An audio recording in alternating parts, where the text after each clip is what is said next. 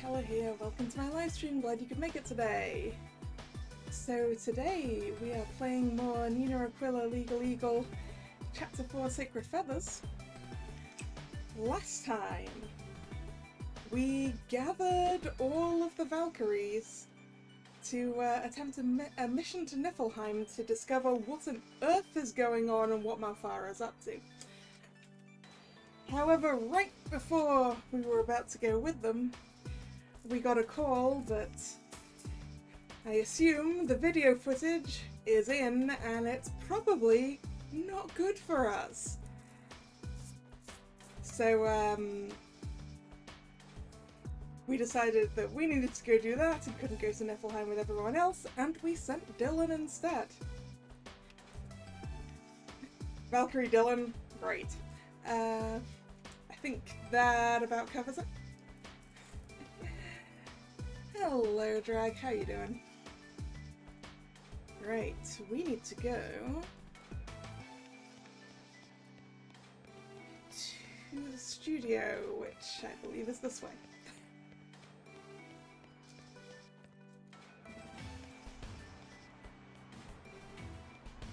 Alright, how bad is it?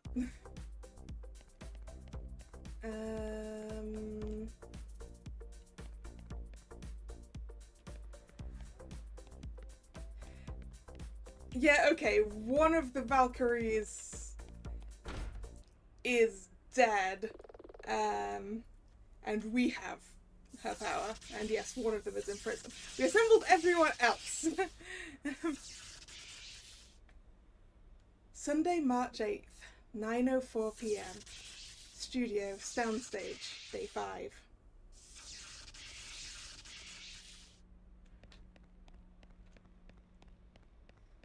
Oh, they repaired the screen, I see. Nina. I came as quickly as I could, Sarah. I thought if you came right away, maybe it would make a difference. Like, if you had more time. Okay. Start at the beginning. Chad Hawk swung by earlier. Did he interview people again? Actually, no. Huh? He said he needed to use our equipment for something, so Jack Cable and I said we'd help him out. What did he need? Well, look at this.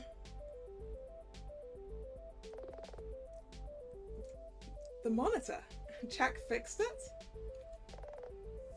No, it was totaled. Jack managed to locate a spare at an electronics place uptown. But that's not all. Yep, that's the footage. They did it. The techs down at the police lab actually did it. That's why I thought you'd want to see this as quickly as possible. I'll hit play. Alright. Okay, Milia, in your own time. But I can't. I can't leave. It's just a trip. Like a vacation. One that you desperately need, that we desperately need. The All-Father granted me my powers. To protect the city, I know. What if Malfara comes back? It's been months since we last heard anything from the Queen of Despair. And you deserve a vacation. But I can't. I can't just...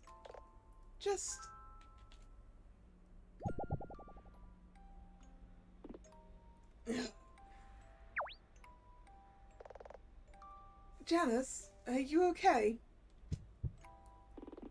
Yeah, I think so. Maybe it's the start of a migraine. It's my head just felt a pang.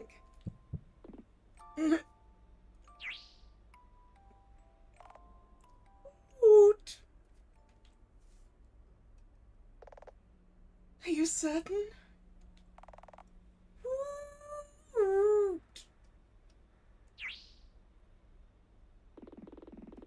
Millie, I think the line was that you can't leave as long as...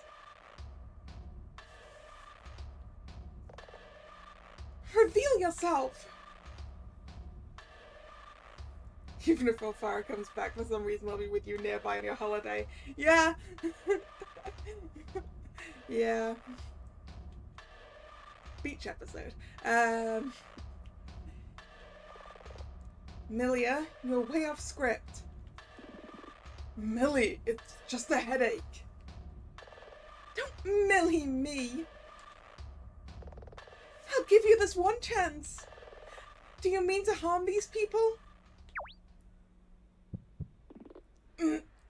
Yeah.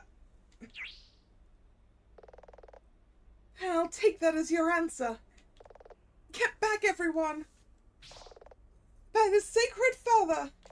Valkyrie! Transform!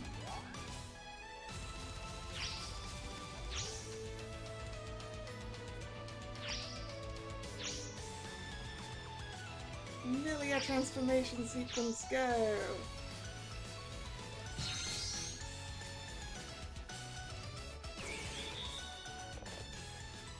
I can't see! Must be that light, my vision's dazzled. Same here. Everyone, stay where you are. It'll pass in a sec. Vile creature! Vile creature, I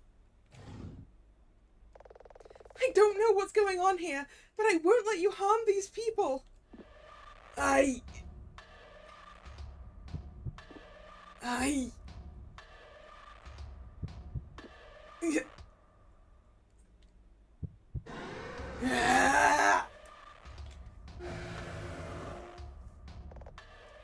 knew it! Begone, foul fiend! Valkyrie! Inferno!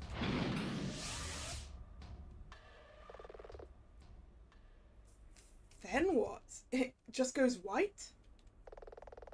It looks like the footage cuts out at that moment. We're guessing that was the start of the power surge.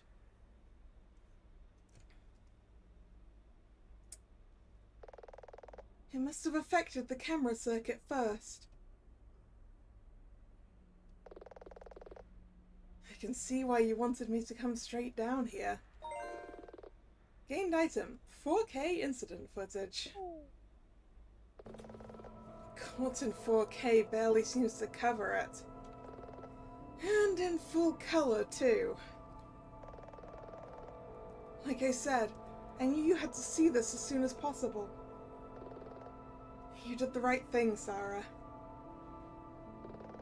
Did Chad review this footage with you? Yeah. And then he walked over to the stage. Did he examine anything? He kinda just stood there. I guess he looked pensive, like he was thinking pretty hard about something.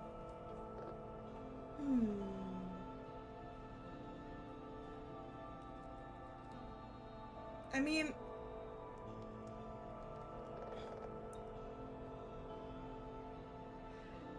I'd really love to know slightly more about how the pyro works. Does a fireball have piercing? Yeah, good question. Good question. You think that the creature Janice turned into teleported away at the last moment? You know, Milia's an actress. A really good one. So much of the video could be... maybe. Not a chance. That footage... Milia was right about what she said over at the detention center. When she attacked Janice, you could see the fury in her eyes. What she did on purpose. I'll never convince Tawny otherwise.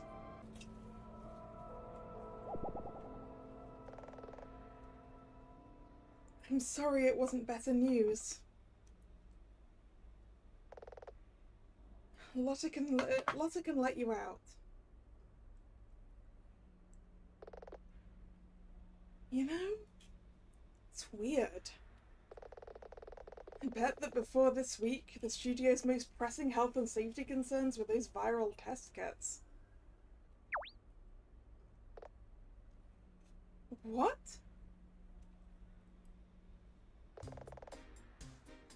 We haven't used those in months. We had to take them when we arrived at the studio. Lotta was quite specific. Oh! You were visitors. Oops, my spacebar got stuck again.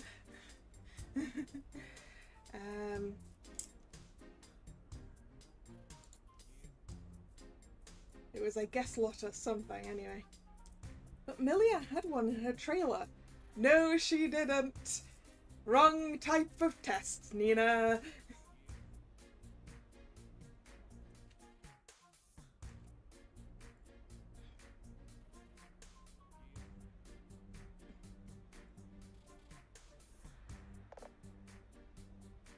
Really? Could have been an older one. Maybe she forgot to throw it away. Was it positive? Uh-huh. 2 solid lines in the little window. Strange. I don't recall Milia ever getting sick. Then again, she always was pretty fit and active. I guess she carries it well?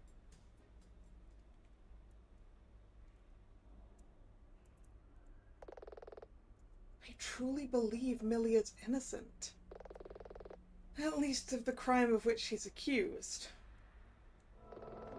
I mean, in a certain sense, she is technically guilty. She transformed and genuinely attacked the person stood before her on the set. But she still insists she didn't load the machine. And she didn't plan to kill her husband. Despite all the evidence that says she did. I said this to the girls, and when I said it, I really meant it. Milia and Janice have been happily together, even happily married for ages. And in the space of a week, Milia goes to jail and the city becomes a war zone. I've got to know why.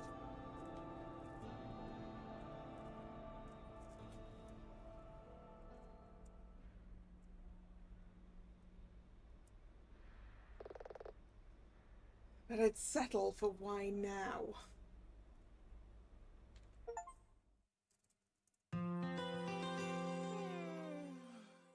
Day 5 complete. I will in fact save my game to a new slot.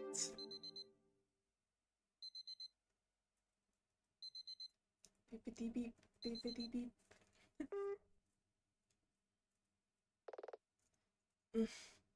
Ugh.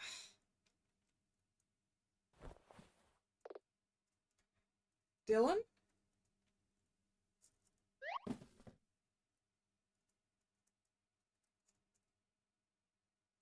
Not back from Niflheim yet, huh? You didn't come home last night. I'd better get ready for court.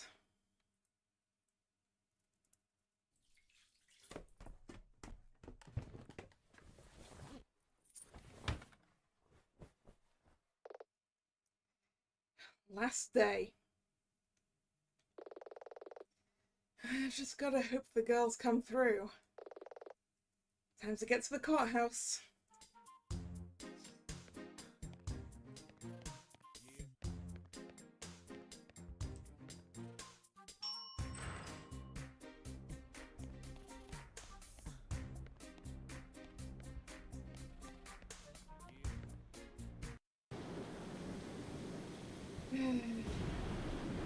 So much smoke.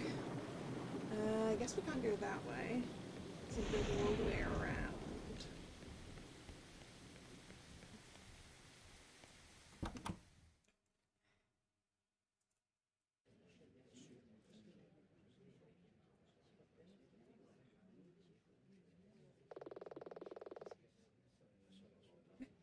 No more fire, at least, with all this rain.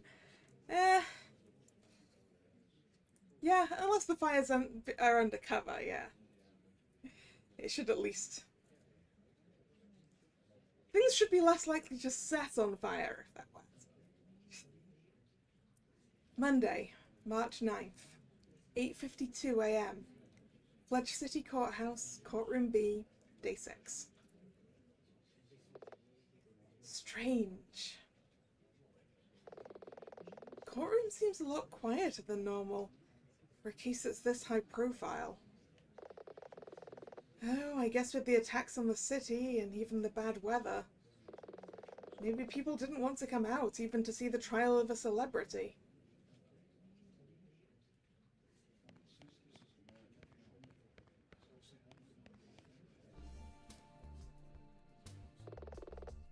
Still no sign of Dylan and the girls. Though with how Dylan looked just before he left, maybe it's just the girls.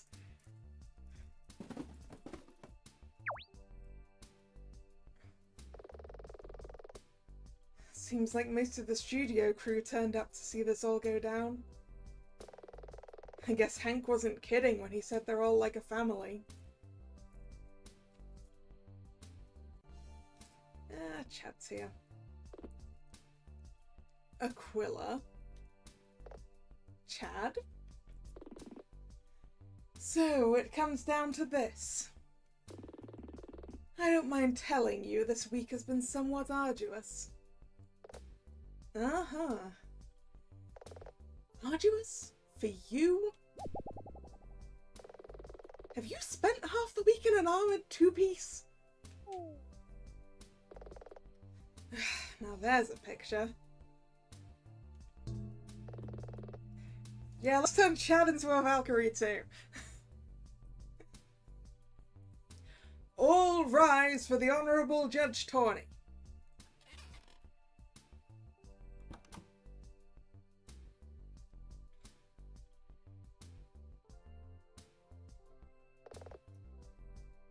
Please be seated. We are assembled here for the third day of the trial of Amelia Norden. Bailiff, please bring in the defendant.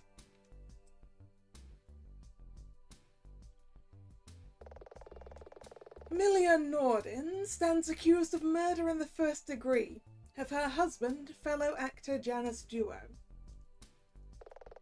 On the first trial day, evidence came to light suggesting Milia armed a stage device that incinerated her husband. On the second trial day, we debated various technicalities around Milia's motive, among other matters. Ultimately, we were left with a problem. Many of the supposed witnesses of the incident were blinded at the time. And it was still unclear exactly how the incident took place. Your Honour, the prosecution asserts that a murder took place. The prosecution still asserts that a murder took place during these events, and will, in due course, present a high-definition video showing how this happened in exacting detail. Chad doesn't know all the true context that surrounds the case. If someone really did plan all of this, he's probably going to just be stating what they wanted people to think. Very well. Mr. Hawke, please restate the prosecution's case. Yes, Your Honour. Broadly, the facts of this case have not changed. Janus Duo died on the set at this TV studio during a filming, I mean, I still don't think you've proved that one, Chad. I don't think you can prove that someone died if you don't have a body. With a cause of death consistent with the high temperature flames that can be caused by special FX equipment.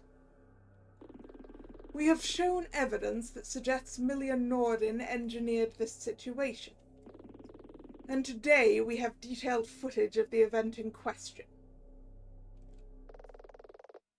Thank you, Mr. Hawke, for your summary of the case. Millia Norden. I believe that a change of heart right now is unlikely, but I must ask if you are interested in changing your plea. Your Honor, I am not guilty of murdering my husband. I will maintain this to the very end. Okay, game face on. Very well. The court recognizes your not guilty plea. Prosecution, bring forth your first witness. Okay, Chad, let's see your video. Your Honor, as we assert that this was premeditated, events actually start on the night before the incident. I had searched for someone with a perspective on both the night before and the actual incident itself. Wait, he can't mean... The prosecution calls Maxie LaRue to the stand. Here is asked, Your Honor. Very punctual. Good morning, Ms. LaRue. Maxie, please, child. Child? Oh, I see. Miss LaRue, I will henceforth address you as Maxie. But Your Honor, if you please. Judge Tawney, in a pinch. Yes, Your Honor. Maxie, you came. Nothing would stop me, child. But hush now. Your Honor, Ms. Maxie LaRue was the studio's makeup guru and hairstylist. I see. Ms. LaRue, I understand you were injured during the incident in question, is that correct? So much so that you were unable to attend court several days ago? I was, Your Honor. I sustained burns to much of my face and body. Though despite being extensive, the depth was superficial. So, you are in fact healthy enough to be here? You are in no distress? I am, yes. In that case, as you were injured, that means you were present when the incident occurred? I was.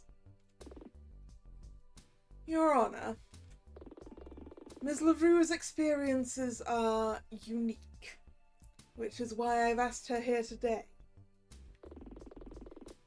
She is the only person who both saw the incident firsthand, yet also witnessed something important on the night before at the studio.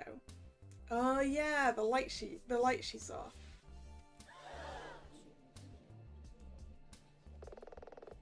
So that's what Chad was thinking about. He must have wanted a fresh perspective for the trial day from someone, but took a while to think of Maxie.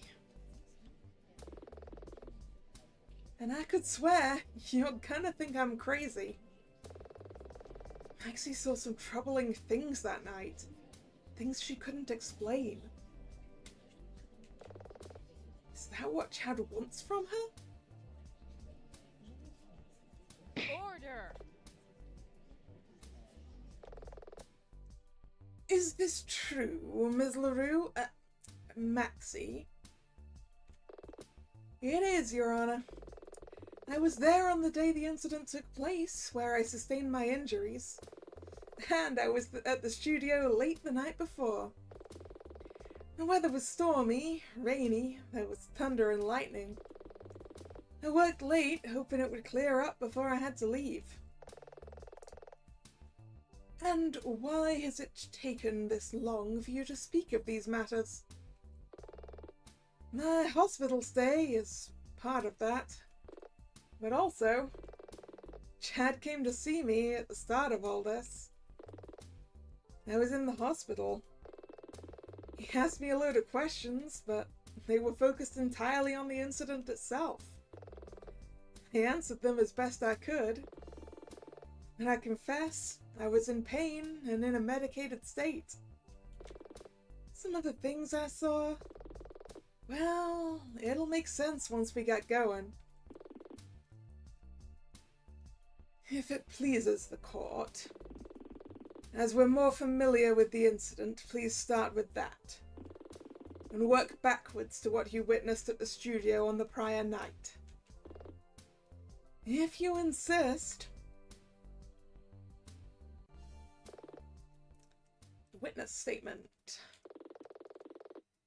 I woke up in the hospital with extensive burns after the incident. Last thing I remember seeing, Janice vanished in a bright green flash, and I felt a searing, burning pain. A bright green flash. Maybe he did teleport. I was dazzled. My vision was a mess of blue and purple spots. That was caused by a bright light that came from Milia. This came after she went off script. This followed a pretty uneventful morning. I'm not sure there's much to be said about that. But during the night before, I'd been working late and saw Milia outside.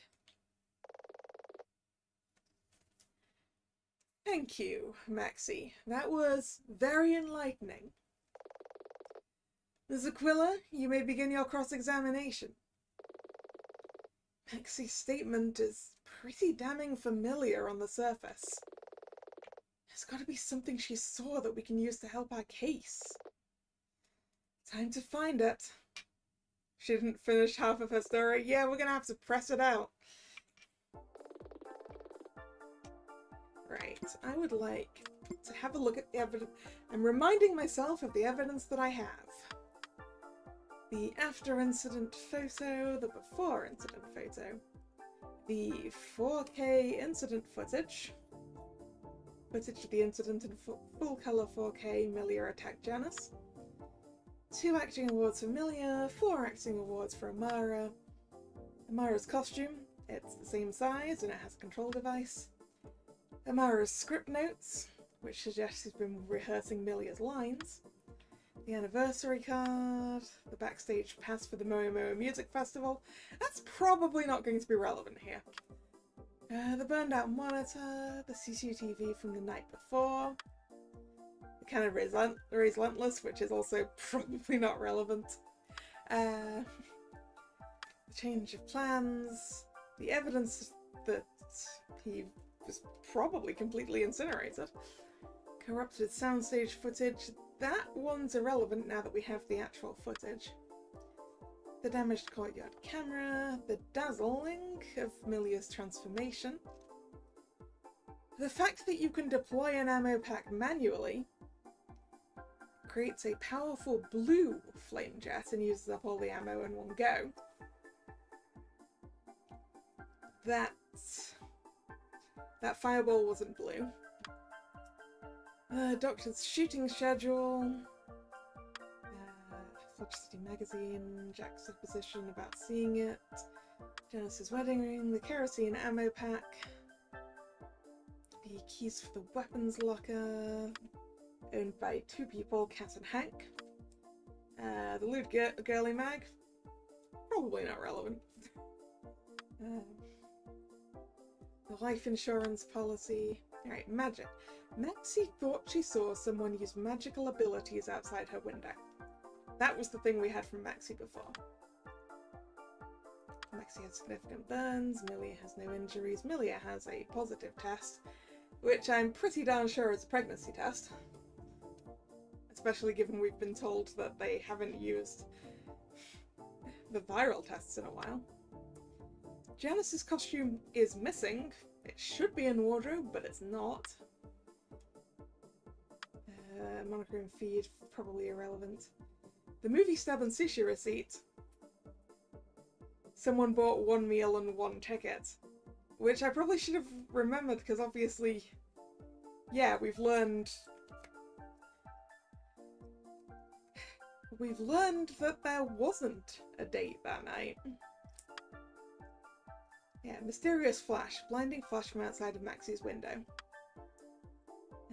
Picture of everyone, another picture of everyone, another picture of everyone, lots of pictures of everyone. Prince Kakon, he was defeated, but we don't know where his body is. Feather shooting schedule. Camera and ventilation, the tailor measurements, noting that Devona does have the same measurements as Milia and Amara.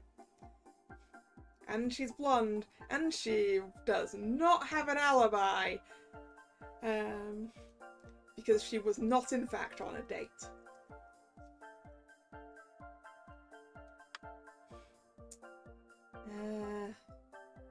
Picture of Anya and Taryn and a third woman. That's probably not relevant. VFX control device. They can't be duplicated. The machine can't fire without them. The wardrobe checkout form. So Devona did check out Milia's outfit. And Amara checked out her own. Yeah, Amara had the wrong conditioner, which means she wasn't washing her hair. Right. Okay, right. I've reminded myself of what I've got. I would like to know about that bright green flash. A bright green flash? That's right. My vision was pretty bad, but I was sure I saw the glimmer of green amidst the chaos. Janice vanished and it was bright green?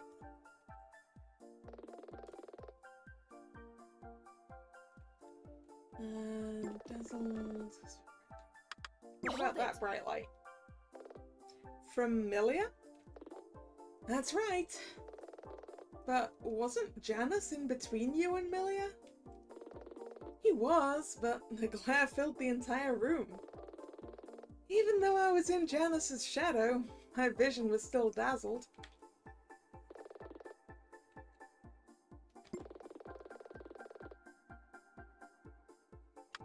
Let's just double check about that uneventful morning. Hold it. Uneventful, huh? Well, first I got up and had a piece of toast. Then I helped Milia with the last of her makeup just before the scene. If I recall, you were there, Moon Princess. Oh, yes, that's right. I was in your salon for around a minute during my tour of the studio. I never forget a hair color. Platinum number 78? Natural. Truly? Well, isn't that something? Can we move along? Wait, you saw Milia outside, did you?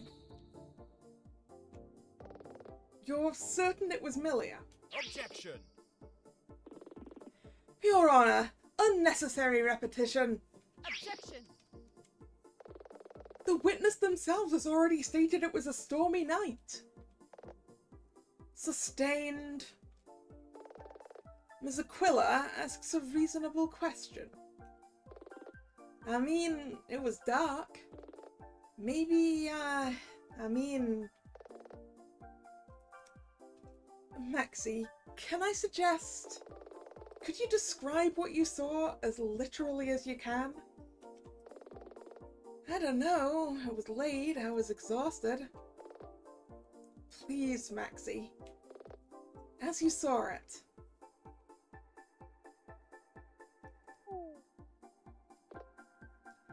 Okay. It was late, and like Miss Aquila just reminded everyone, it was stormy. Wind, rain, thunder, and lightning. I was just about to wrap up on my salon when I looked out the window. The view faces onto the trailer yard. The light was dim, but for a moment, I thought I saw two things. A woman, that child, her bust, waist, hips, that long blonde hair. Probably Devona and not Melia. And she was wearing that magical girl costume. You saw her face? Did she see you? Nah, I only saw her from behind. But I was pretty sure it was Melia. And what else? You said you saw two things? Thought I saw. What's the difference? For a moment, I thought I saw another figure. It was just in silhouette, but it was... Okay, it probably sounds crazy, but it looked like the outline of one of the monsters from the show. And you saw this. Maybe it was just a trick of the light. Why do you say that? Because just moments after, there was a bright flash of blue light. Aha! Right. Right. So, Devona, having checked Milia's costume out from wardrobe, which we know she fits because we know she's got the same measurements. So she was dressed as Milia, well, as her Valkyrie form, so as Valkyrie Freya. Freya? Is that the right one? As Valkyrie Freya. Having stolen the keys to the weapons locker from Hank's jacket. Retrieved one of the ammo packs. Emptied it manually in the trailer. In the trailer yard. Then put the empty pack into the Pyron 9000. There we go. Current theory. I'm still not I was going to say I'm still not entirely sure why, but Malfara's probably behind us. So this was to make it look like the incident was caused by the Pyron 9000. While it was actually Milia firing? Something like that. Maybe. I haven't got all the pieces yet. Lightning, I assume? No. It was a different kind of light, and there was no following thunder. Looked like magic. Objection! Your Honor, prosecution insists that the witness does not embellish the story. These fanciful descriptions are entirely unnecessary. Hey, Chad? Hey, Chad? Do you not remember that I have brought literal magic into this courtroom before?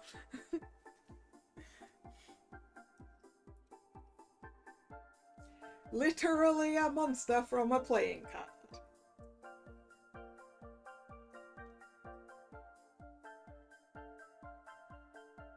If we explain it wasn't the Pyron 9000 that was triggered, how do we explain the fireball that Millie shot? Yeah, that's the thing. It's like, can Millie use fire? Is fire one of Valkyrie Freya's abilities? It's like, I'm not... Good point. I don't know. Objection. She's describing what she saw, Chad. Aquila, even you must agree that... Sustained to a point. Maxie LaRue, can you describe the flash you saw in a more, I suppose, conventional manner? That's just it, Your Honor. I can't. I can. Whatever the flash was, I don't believe it was lightning. And after I'd blinked a few times, both Millia and the shape had vanished. Then what? I ran to the soundstage and out of the doorway. This matches Maxie's appearance on the CCTV footage, Your Honor. Even though I was so sure the flash wasn't lightning, I couldn't explain it any other way. I was worried that Millia could have been hurt. When I got outside, from a distance, I could hear Millia and Janice both inside Janice's trailer. You didn't think to ask them what was going on? It was late, and really, I guess I didn't want to interrupt. Interrupt? Honey, the nocturnal games of husbands and wives in costumes are not a spectator sport. I see. Do you feel this is important, Miss Aquila? Yes. Yes, I believe it's important. Very well. Witness, can you please add this to your statement? There was a bright bluish flash, like magic. Nothing else looks like that. Then Millia and the shape were gone. Well, there is, in fact, something else that looks like that.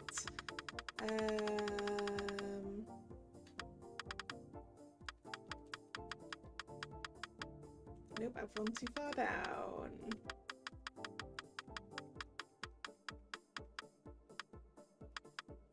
Deploy ammo manually. Objection! On the contrary, Maxie, I think I know precisely what that blue flash was. Really? Your Honor, the prosecution is implying that the person Maxie saw outside is the same person that is seen carrying an ammo crate on the CCTV footage. Correct. Why? These ammo crates have an unusual, undocumented feature. If the person knows how to do so, they can flick the catch on the crate and deploy it manually, creating a powerful jet of blue flame. Order! Not so sure why you're pointing this out, Aquila. Strengthening Maxie's story benefits my case, not yours. Except, Chad, there's one more thing to know about this. Doing so completely empties the crate. So if this person took that crate afterward and loaded it into the Pyron 9000, it would have been empty. Which makes perfect sense. I mean, if the machine were actually used during the incident, it would need to be full. But it wasn't. So why? That doesn't actually work. I know we haven't reviewed it yet, but the footage of the scene shows Millia using the VFX.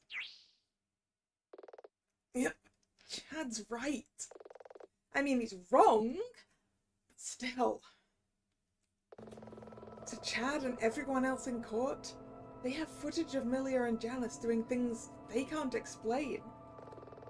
And the VFX machine is the only way they can account for what happened. As Janice really was gone after the incident, the court won't tolerate an explanation that denies the incident could have happened. Because it did. Millia, the girls and I, we know that it was real magic. So follow that line of thought. Cat Wheel said all their empty packs were sent back to the supplier.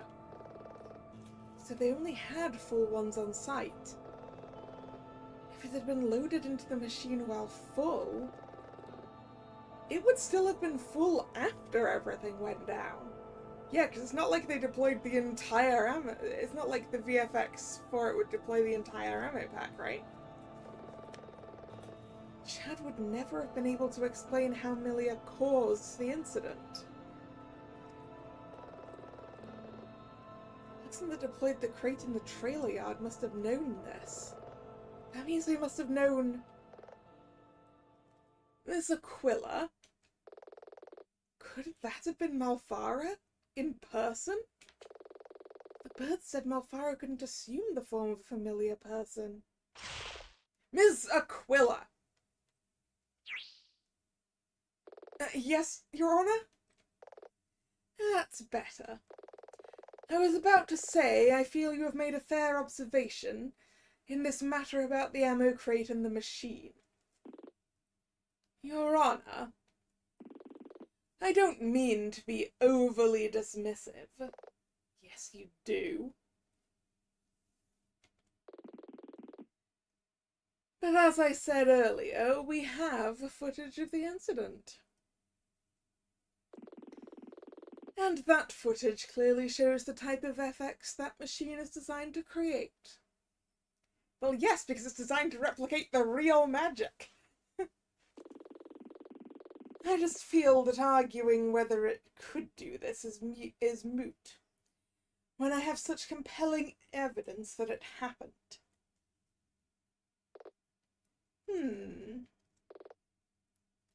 Your Honor? A moment, please. This video footage, is it to be part of the statement by your next witness? Yes, Your Honor. Then we shall move on. However, Ms. Aquila, please be aware that I am not dismissing your objection. I just don't believe it's enough to discourage us from reviewing the footage at face value. That'll have to do, at least for now. In that case, Your Honor, can the records at least show, as we move on from this witness, that Maxie LaRue did in fact appear to recognise that Milia was outside in the trailer yard, in full costume, right when the CCTV footage suggests that she was? Noted, Mr. Hawke. Maxie LaRue, you are dismissed. Mr. Hawke, let's keep this moving. You mentioned a video? If I recall correctly, you even used the words exacting detail. I did, Your Honor. As the court is aware, this incident took place during the recording of footage for an episode of a TV show. Moments after the incident concluded, a power surge knocked out much of the studio's equipment. The studio staff thought that the footage from the camera would be unrecoverable. But the forensics experts at Fledge City PD were more optimistic. It took them several days of work, pulling multiple all-nighters. But they were able to recover most of the footage, and we have it here today. I have an expert witness who can guide us through this exhibit. The prosecution calls Sarah Hector to the stand.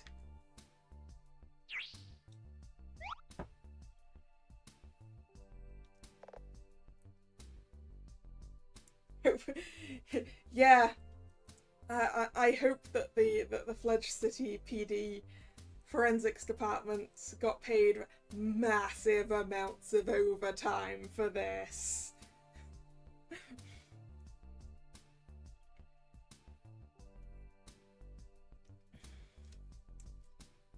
Present. Good to see you again, Mrs. Hector. As I said last time, I believe I have some familiarity with what you do for a living. But from what I have observed, directors tend to be quite senior among their teams, and you're so young. I'm fully qualified, but yes, I am unusually young for my role. I came to the studio after directing a string of music videos for an online music platform. Hank was flying solo as the entire production team at that time. He'd seen some of my work and gave me my first big break. And you have filmed the entire show so far? That's right. Then it is fair to say that you are an expert in how the show is made, filmed, and so on? I would have to say yes. In terms of how the show is written, or the craft of acting, those things aren't my area. But the pragmatics of making the show, that's my world. Your Honor,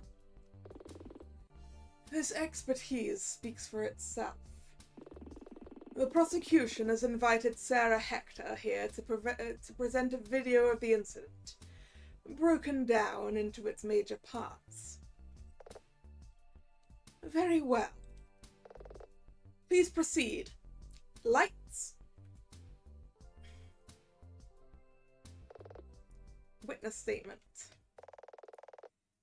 At my direction, Milia and Janice started on script. Janice was the first to go off. He complained about a headache, but we kept rolling.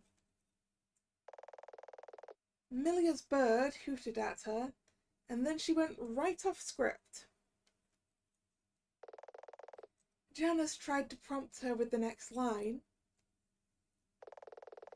Before we knew it, she used the VFX machine to transform into her Valkyrie costume. You can see Milia in her costume. Then Janice transforms into his evil prince costume. Then Milia used the VFX machine to hit Janice with a bolt of fire. You can see Janice vanish in a bright green flare. That's when the footage cuts out. Ms. Aquila, please begin your cross-examination. Okay, the footage itself is flawless. Even I saw it live, and it matches my own memory of what I saw. I need to be careful with this one. If I press something that's bad for us, and something very obviously damaging and true, I might regret it.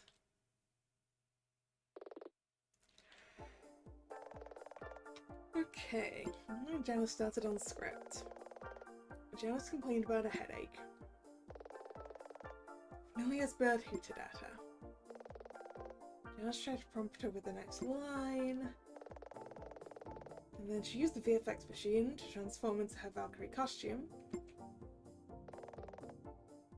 There she's wearing the costume. Janice transforms into his evil prince costume. Milia used the VFX machine to hit him with a bolt of fire. Janice vanishes in a bright green flare. Why is it green? Hold it! I want to know why it's green. Are flares like this normal on set? The machine's capable of creating all sorts of colourful effects. I must confess I've never seen this particular colour before. But given the effects I've seen on other episodes, I have no reason to doubt the machine could do this.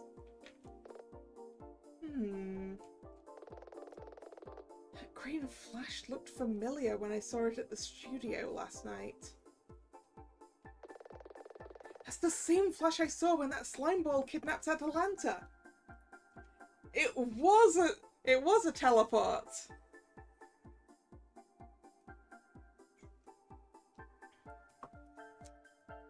That was a return to Niflheim teleport.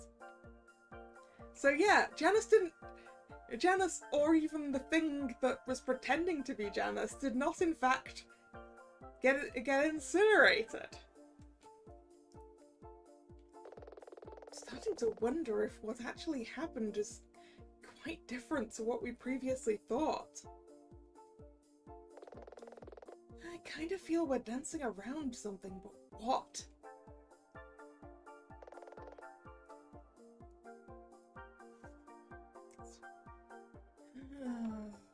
Okay. Hello, Nick. How are you doing? How do we explain how Janus escaped the scene? Very, very difficult to explain that without actual magic.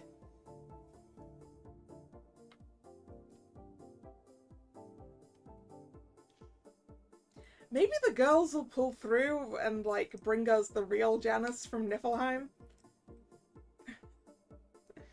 And go, hey look! He's not dead!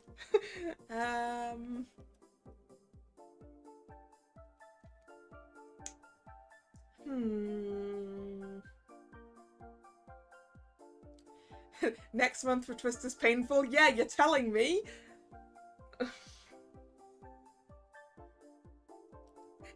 I really hope Ruggy's gonna be nice to me. Because otherwise, Train and Leona's birthday is gonna hurt my wallet. It's probably gonna hurt my wallet anyway.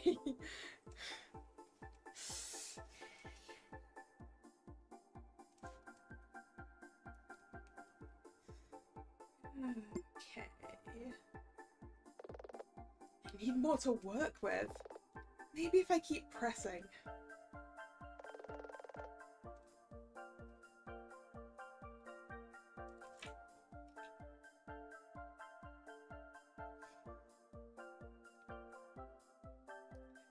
Yeah, I was really hoping that Train was not gonna come up the same month as anything else I wanted. But I guess I'm just not that lucky. Okay, they started on script. Let's just ask about that. A headache? Janus sometimes suffered from migraines when we were filming. He'd seen a doctor about it, but they hadn't turned up anything specific. Janus was an amnesiac. Maybe he'd had head trauma. Or maybe it's his memories trying to resurface every time he sees a Valkyrie. But I don't want to speculate.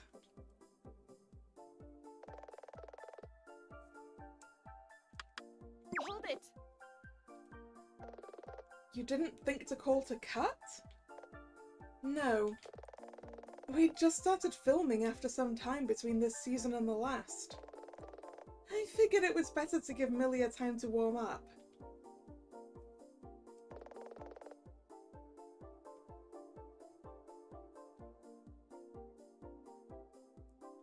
Hold it!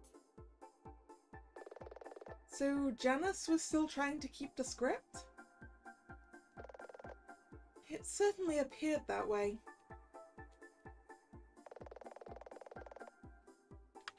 Hold it!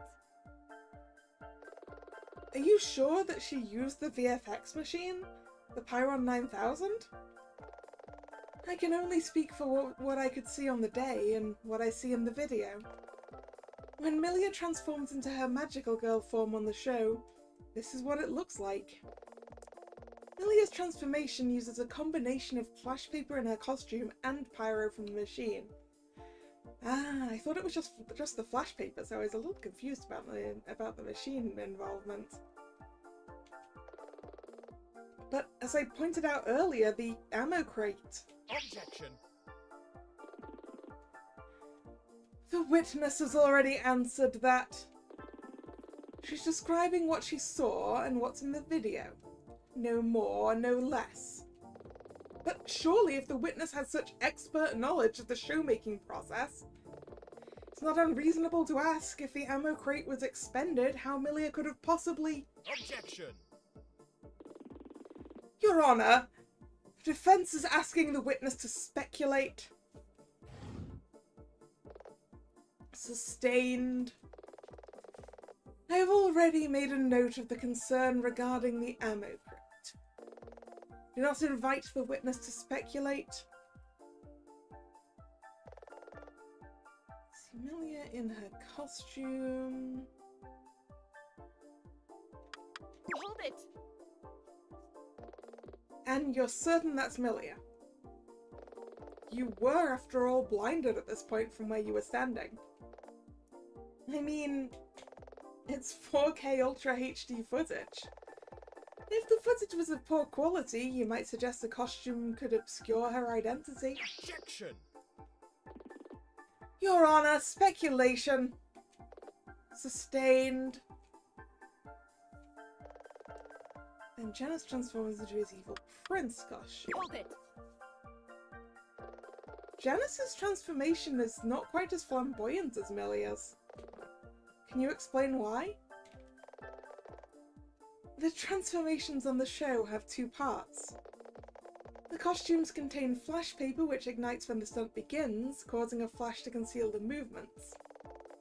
This can be bright enough to knock out the camera feed for a moment. Normally, this is augmented by an aura provided by the VFX machine. Janus's transformation seems to only be using his flash paper, so it's not quite so grand. Yeah, why are they wearing the transformation costumes if they weren't planning on recording anything with the VFX? Good point. And not something I have an easy way to ask, I don't think.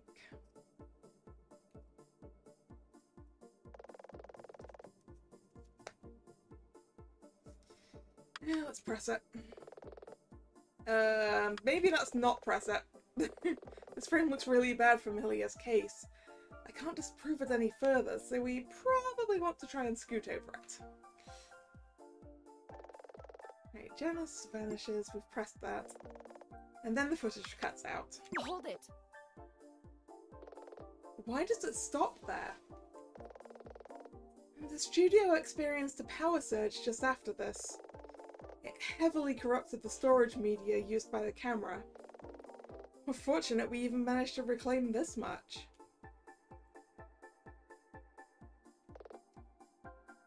Miss Aquila?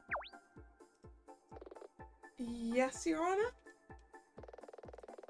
I'm not sure I can justify any more time picking over this video footage.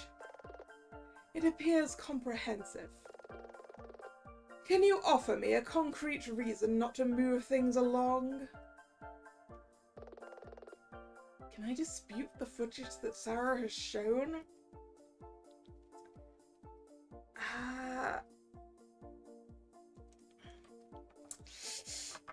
I mean, not without revealing the whole magic angle.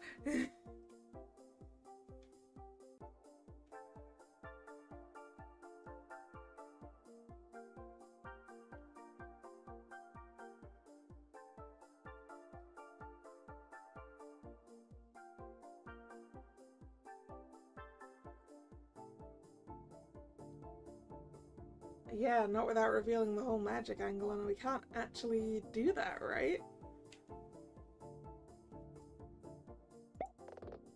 Oops, I didn't mean to actually select no there. I may have just messed this up. No, Your Honor. I hate it, but that's the right call. I can't defend Milia in the eyes of the judge if we frivolously waste court time. Very well. Sarah Hector. You are dismissed.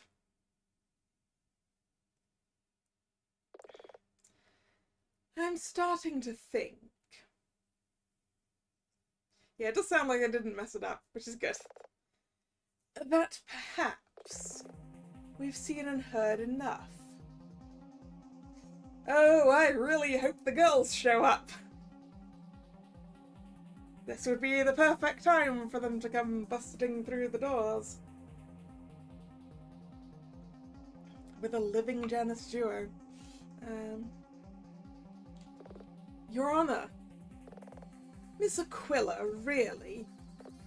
But I appreciate your valiant effort to act as zealous advocate for your client. Milia isn't a murderer. She's a hero. To children all over the country, perhaps all over the world. I feel that the court has been patient on this matter.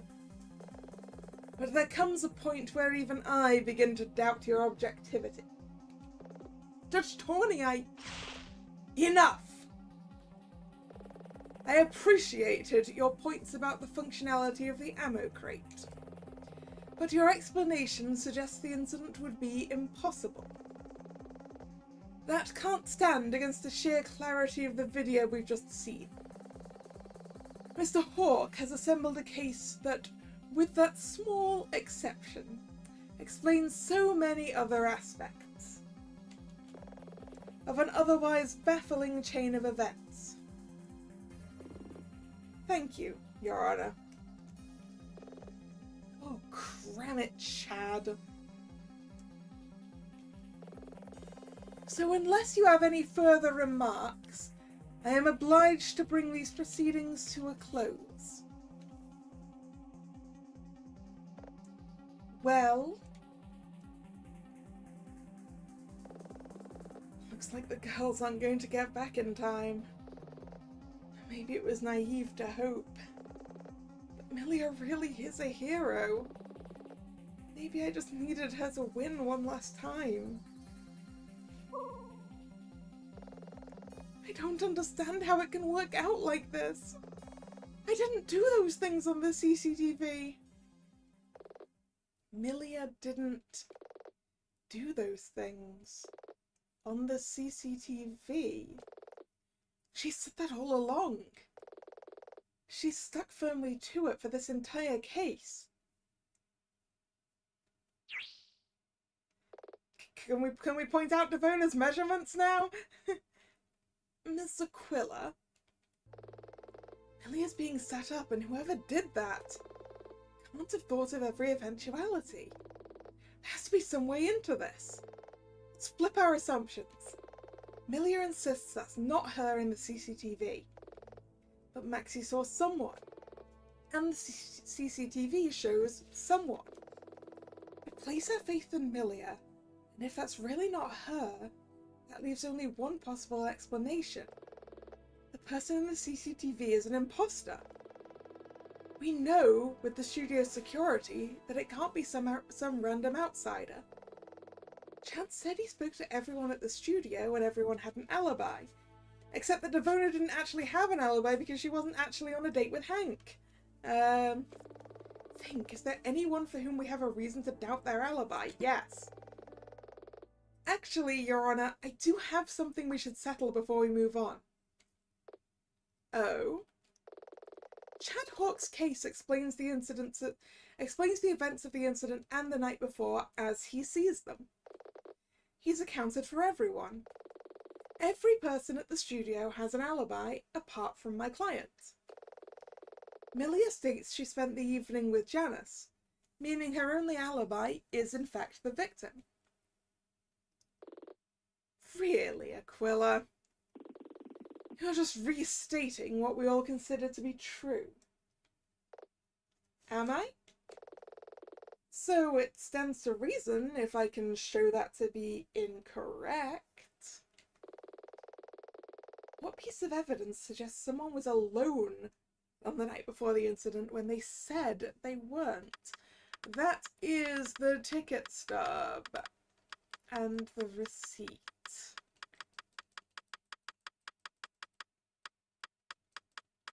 I've scrolled too far down. Movie stuff. There we go.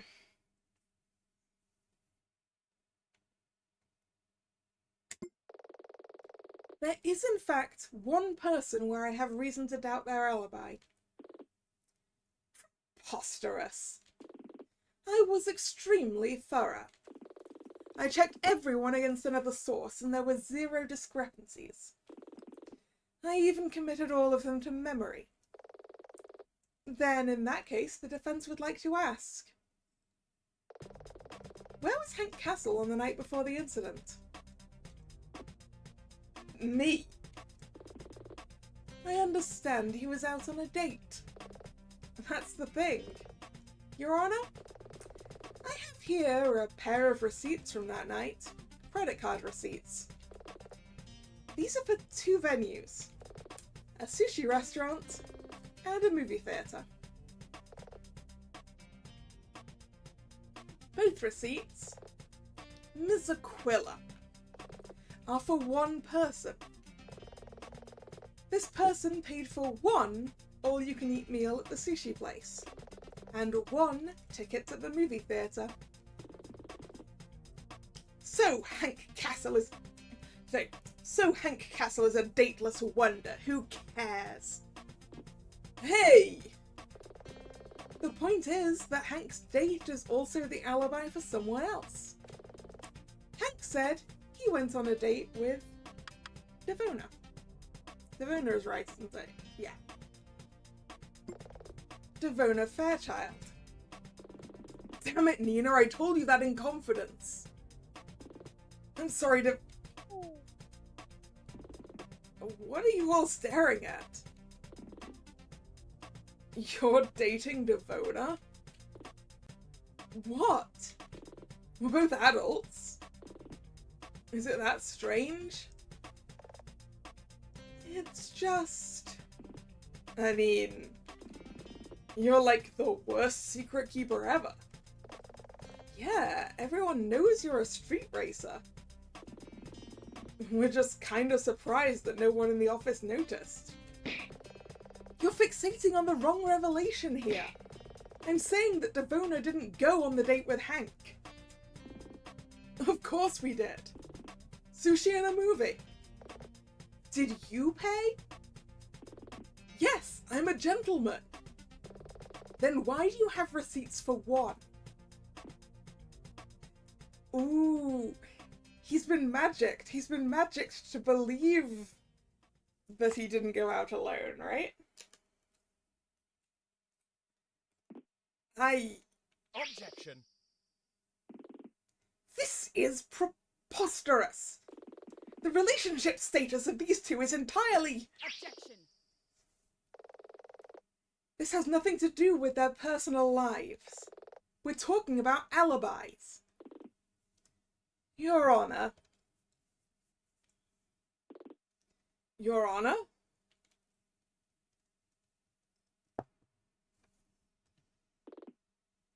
Your Honor.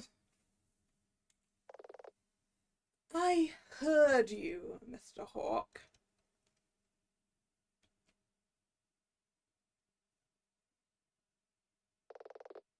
This is a cause for concern.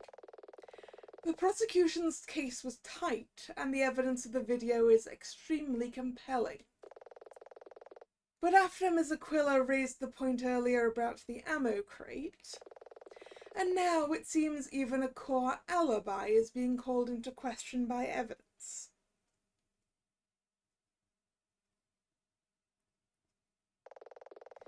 In truth, if these matters can't be easily explained, I am starting to grow concerned over the procedures of this studio business and their safety provisions.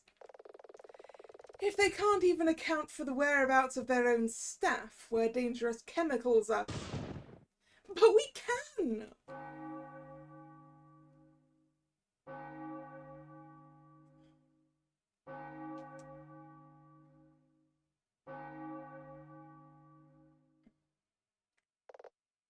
Excuse me.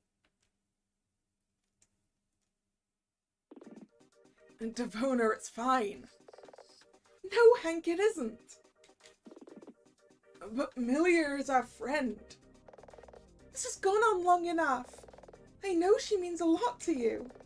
But if it keeps going, it threatens to destroy everything you've built. Oh, you're that dog's body from before. Your Honor, the studio prides itself in its work and cares deeply for the welfare of its staff. I don't want to, but if it's going to damage the business's reputation, I feel compelled to set the record straight. Can I testify and hopefully answer these questions? Well, that's unexpected, but very helpful, given that I'm pretty certain it says her. But I guess it buys us time. Mr. Hawk?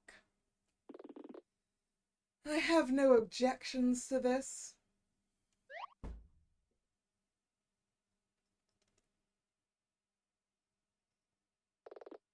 Witness statement. Hank and I went on our date and he paid for everything. And the ammo crates? There's a good explanation for that. I hate to say it, but only Milia could have done this. After all, that's her on the CCTV. I see. Well, this may settle our concerns. Miss Aquila, you may begin your cross-examination. Yeah, I do love the little jumps. Well, big jumps. What the? She didn't answer anything. Something's not right here. Let's get drilling.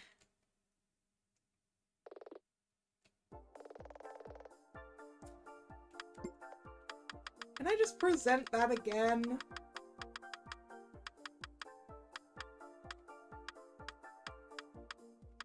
Objection. No? Okay. Really? Yes! In that case, how did he come to have a credit card receipt for both the restaurant and movie theatre for one person? Hanky's an old-fashioned romantic, but he was paranoid that other people at the studio might find out about our relationship. So when he paid, in both places he paid twice. One time he got a receipt, the other time he didn't. Hanky's willing to put up with a lot for us to be together. He sounds rather spineless, if you ask me. I think it's sweet. I'm not sure I quite understand courtship these days. That may be, but in that case, why was Hank seen at the sushi place on his own? I spoke to the manager of the Great Wave, Kiara Williams. Objection! Hearsay, Your Honor. Sustained. How could I be so foolish? Kiara just said that in passing. I don't have any evidence it's true. This alone isn't going to be enough to dispute what Devona is saying. I'll need to look at her other statements to see if I can find more holes.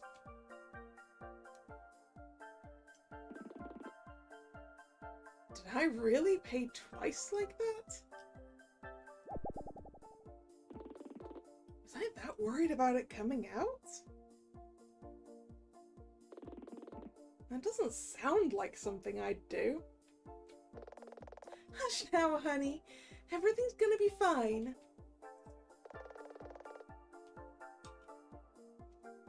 Well, what's your good explanation? A good explanation? If used with care, you can deploy them without fully emptying them. You're sure? I'm certain. Because I spoke to Danny Trost, the idol, who uses the same system in her music act. Objection! Hearsay, Your Honor. Sustained. Yeah, apparently we did not get a penalty, even though we didn't get the fancy objection. I was worried. Yes, fine. Can you cite any example, Devona, that shows a crate can be used after it's manually deployed? Any time the studio has done this? Heavens no! It's very dangerous. The manufacturer prohibits it. then how do you... This incident is surely proof that it's possible. Really? How else do you propose those things happen that are depicted on the video? Are you proposing the machine fired while the crate was empty? That's like asking a printer to print without any ink. Circular reasoning. Surely you must have... Objection. Badgering, Your Honor. The witness has answered the question. Sustained. Miss Aquila. If you have any evidence that the witness is wrong, please present it. Or accept that we must move on. Yes, Your Honor.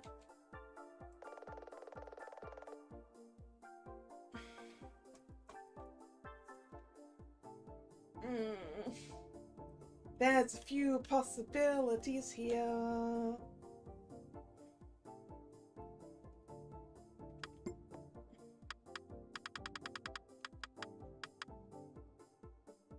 Because we could point out you cannot see who's in that footage.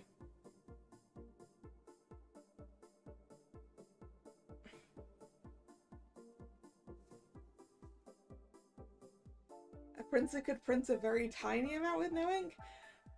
Because the ink would be out of the cartridge but still a little bit be in the print head. I guess.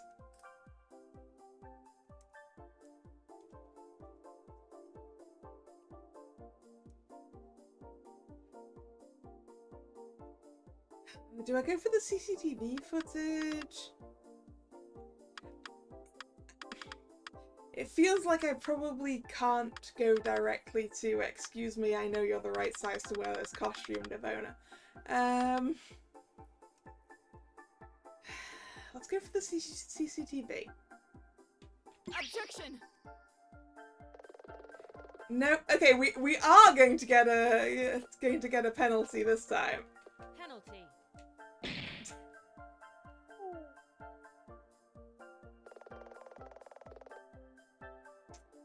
I'm gonna make a save.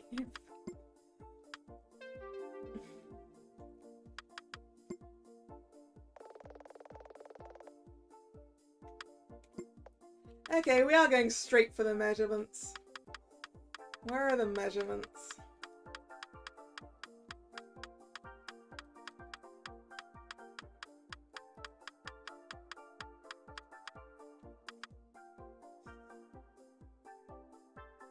Objection!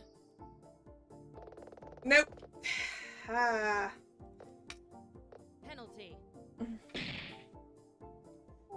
Maybe we'll just press it instead. Hold it! Ah, there we go. I should have pressed it instead. You're certain it's her in the footage? Of course I am. Just look at it. That's not me. I keep telling everyone. I didn't go out in costume on that night and I didn't do those things. Order! Millian Norden, restrain yourself or I will have you held in contempt. Let the witness continue.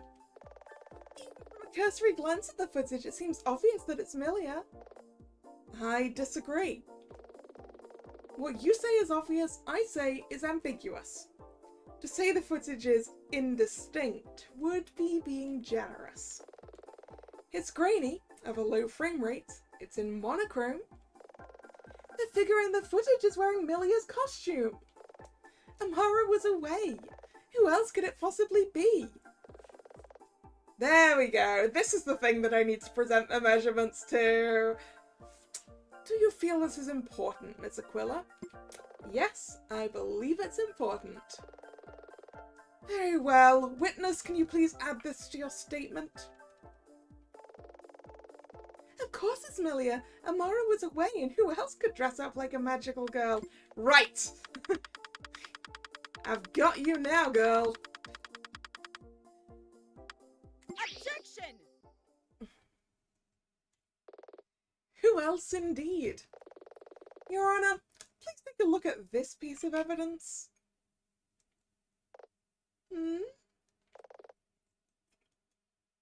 What am I looking at? I see a list of names and numbers. Your Honor, what you have in your hands is a copy of a document I obtained from Daryl Furcoate, the studio tailor. He makes the costumes at the studio. He also has a side hustle where he performs minor clothing alterations for the other staff. I still don't see the relevance. Please look at the figures for Millia Norden. Then look at the figures for Amara Walker. Now, look at the figures adjacent to the name of Devona Fairchild. Oh. What is it? What's going on?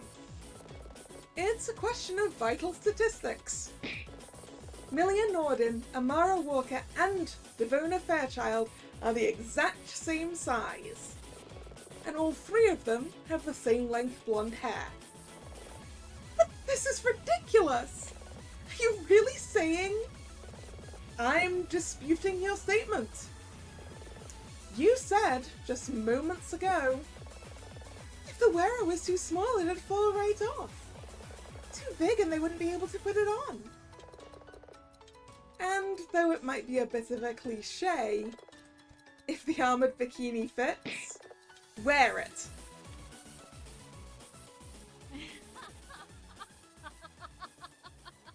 Ooh, evil laugh. Wear an armoured two-piece. Me! I feel self-conscious in a cocktail dress. She does always kinda go for frumpy chic. I think I'd die of cringe even trying on one of those costumes. I've dressed down for literally every studio party. That's probably important, and we probably have a photo that says otherwise. Yes, I believe it's important. Very well. Witness, can you please add this to your statement? I'm way too shy to wear a flashy costume. I go to every studio party, but I always kind of dress down. Right, where are the photos? Right, a photo from the Christmas party.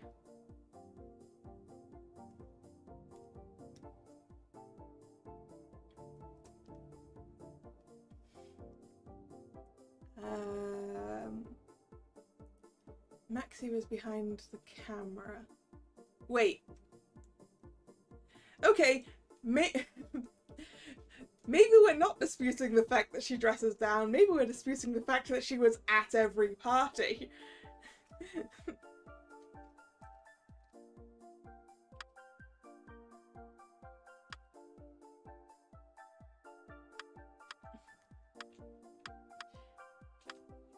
Yeah. Yeah, because that's just Millia and Amara, right? I think. Objection! Which events? Excuse me? You mentioned attending all of the studio's social events. Which ones? Well, all of them. Name a specific one. Nina, even I think this is becoming a farce. That's because your memories have been magicked, Hank. Devona and I are very close. She attends all of the studios. A Christmas party? No. Jack's son's baptism? No. He's swiping through his phone by the sounds of it. Halloween bash? No? She isn't in any of my pictures either. Ditto. But she's worked with us for years. Apparently not. Right? Order! Go on, Devona. Name one. big social events. Everyone's there. Everyone has smartphones. Show me one unflattering selfie. One blurry group photo. Just one. Objection. Defense is badgering the witness. Sustained on tone, but not on principle. We will need to delve into this further. Finally. I think this is coming into focus. Devona is one of Malfara's monsters. Possibly even Malfara herself. I really must protest. This is completely out of order. Think. Didn't you write out the credits for the last season? Yeah, why? I just checked on my phone. There's no Devona Fairchild listed. That's impossible. It's true. It's okay, honey. Mistakes happen.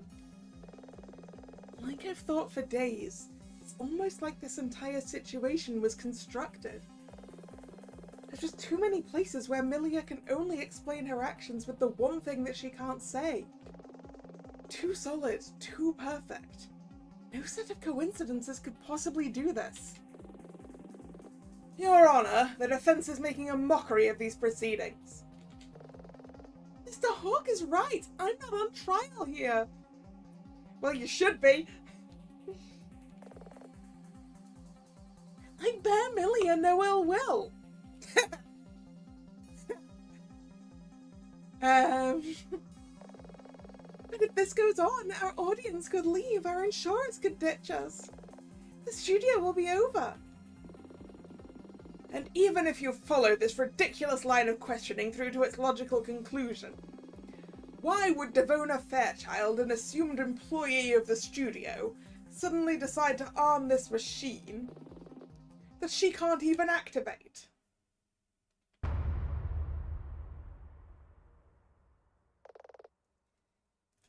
A fair point, well made.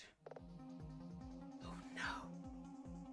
No, because we know that Milia was not wearing her costume, therefore she didn't have her VFX. We know that Devona is the last one who checked out Milia's costume. So it's fine, we can fix this.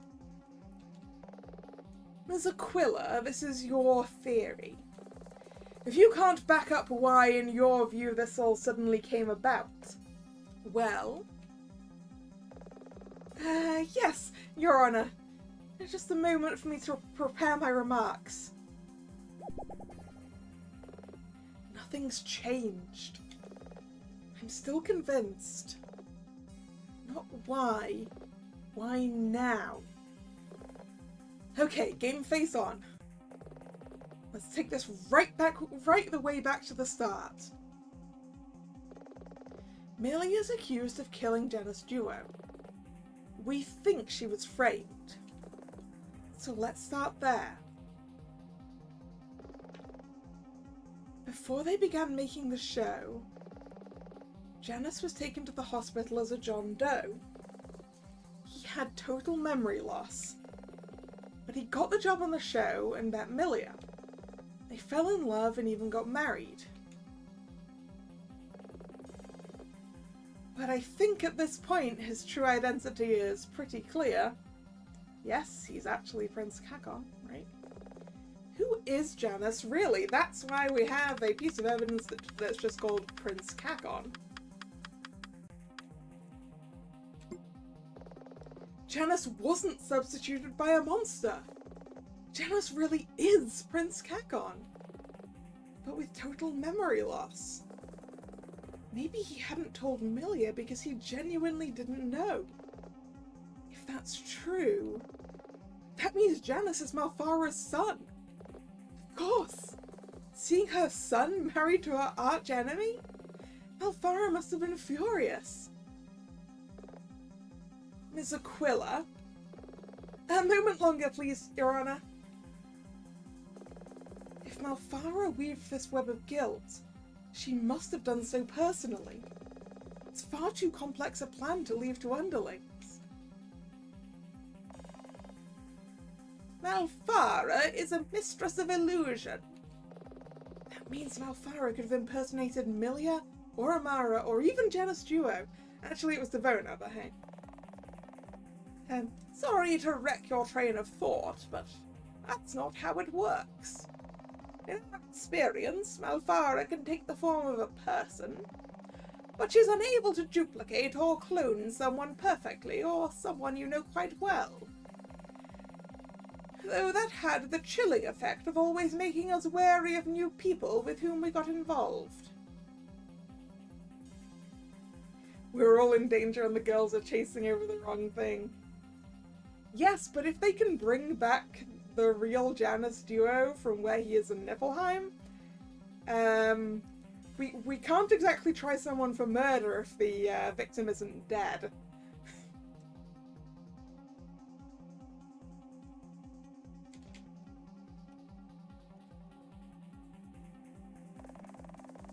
That scepter gave her the power to scry. By destroying it, we took away that power. She needs to be able to see someone to use her magic on them. I want to know how your big date went. None ya. None ya? None your business. Now I'm even more certain. Girls went to look for Malfara, but I think she's closer than we thought. Who is most likely to be Malfara in disguise? Devona. Of course. Devona was in the monitor room with us, so she saw the whole thing. She didn't go on the date with Hank. Maybe she even used her powers to take his keys and send him on his date alone, believing he was with her. Malfara can't impersonate people you know. But all signs are suggesting Devona may have only turned up a month ago, and somehow convinced everyone she'd worked there for years. This Aquila. Your Honor, I have been quite patient, but this has gone on long enough. It's clear you don't have a rationale to offer, so I shall move on to my final deliberations. In the matter of... No. We're so close I can feel it. Kakon, Milia, Malfara.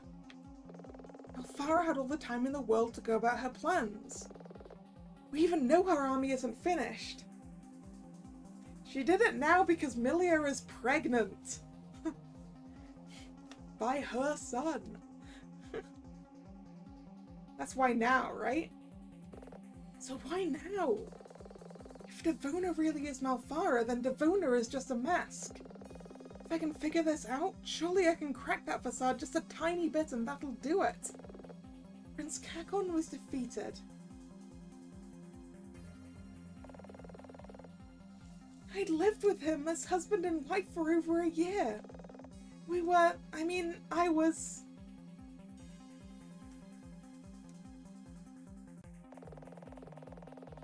Milia took out a large life insurance policy on Janus.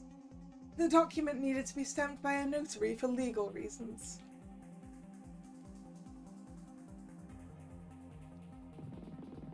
I knew Milia and Janus were going through some stuff, but I had no idea it was going to end up like this. You can never really know what goes on between two people. Lately, Milia and Janus have been having a bunch of arguments.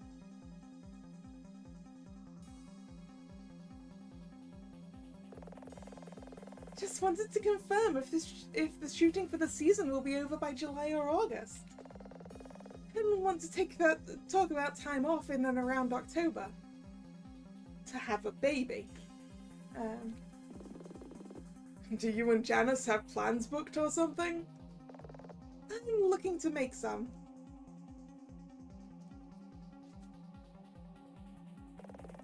You know about my situation?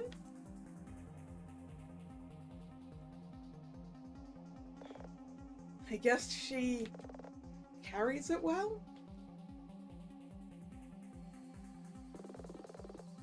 What piece of evidence is not what it appears to be? It's the test.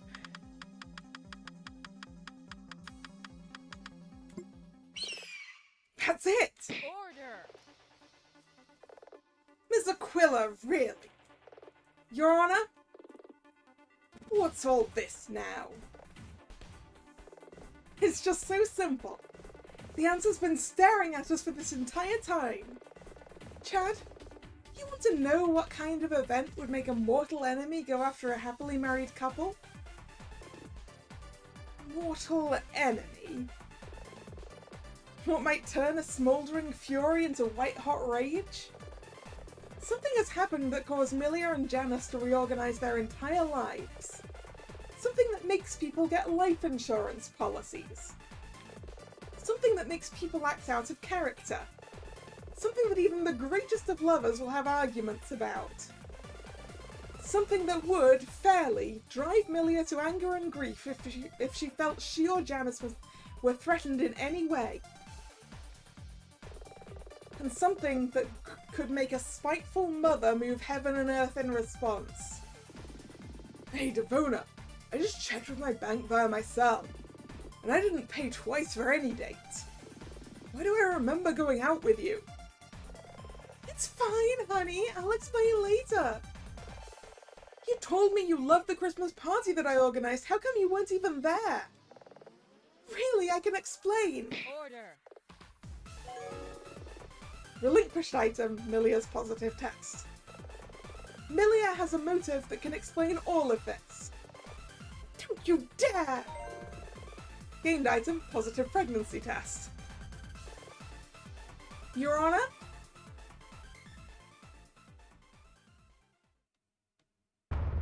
Milia is pregnant.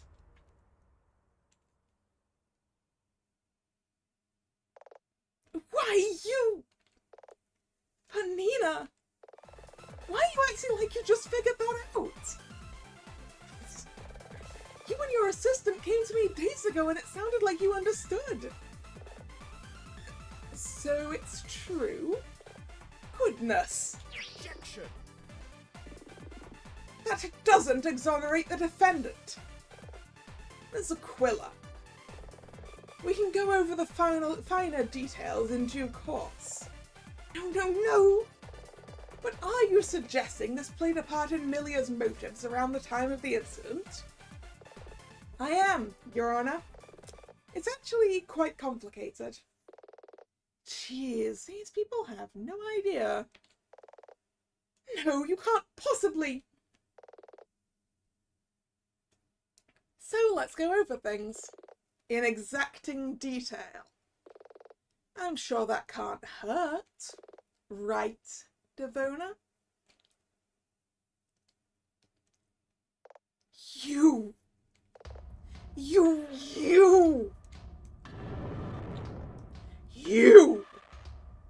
Ooh, glowy red eyes. Enough of this foolishness! You have tested my patience long enough.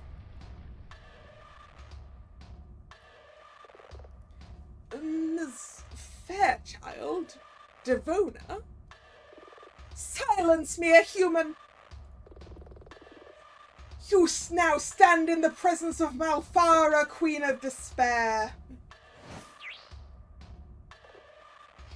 Heavens! Release me at once!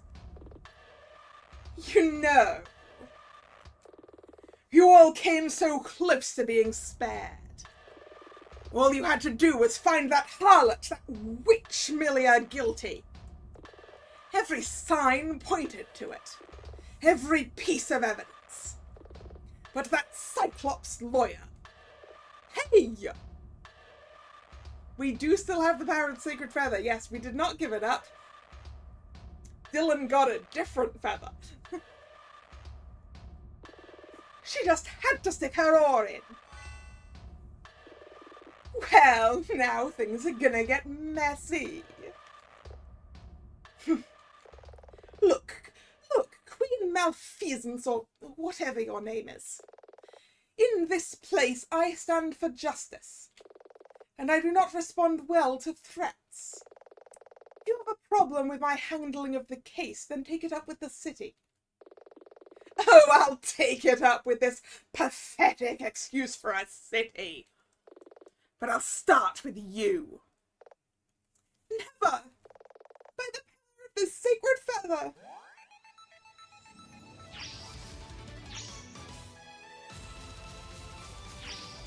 So this is the sort of event that causes her to give away her secret then.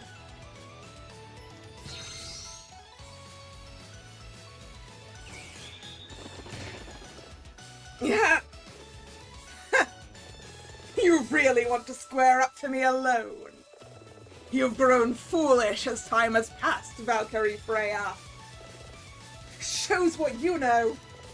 Valkyrie, transform!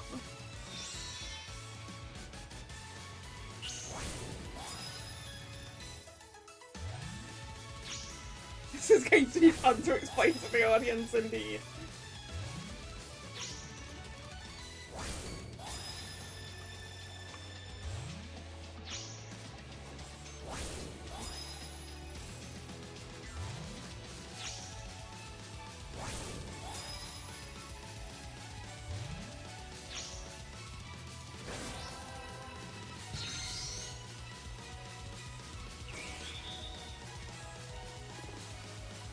What's the...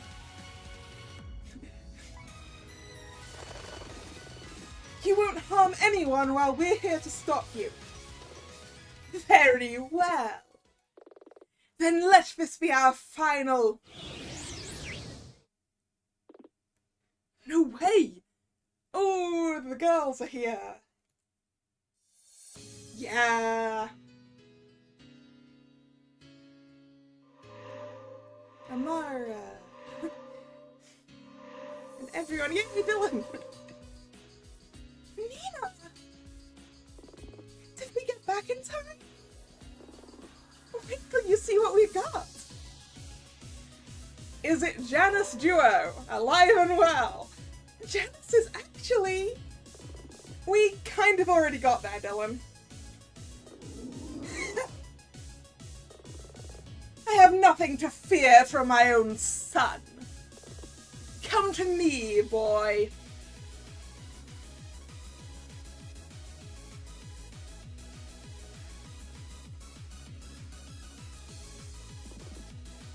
Millie, I'm so sorry. It was my memory loss, I didn't know. But now I remember everything, both before and after. And I love you more than all the realms. I was Prince Kakon, but that's in the past.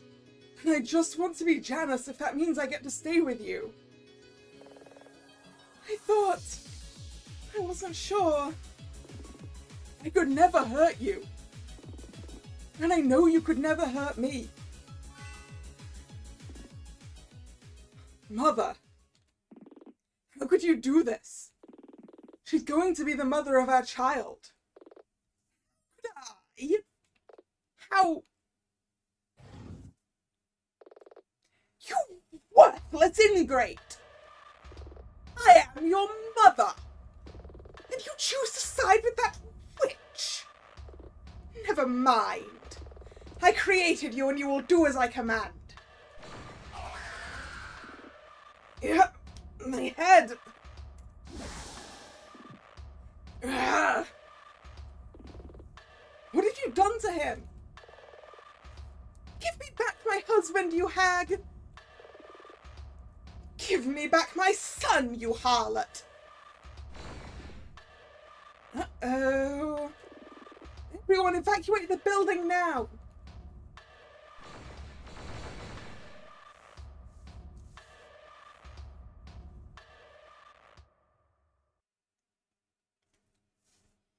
Battle time, I assume? It's over, Malfara! Ah, we have taken this outside, I see. Malfara sounds like some of the people in the Apothecary Diaries. Like Lolan's mother. For instance.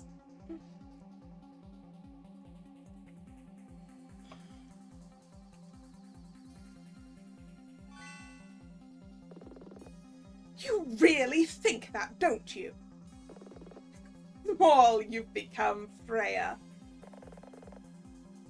Your time in exile didn't do you much good.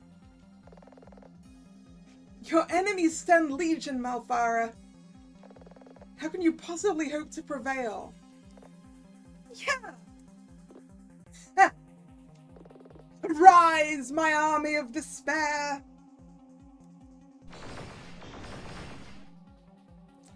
Oh, that's a lot of slimes. So that's how.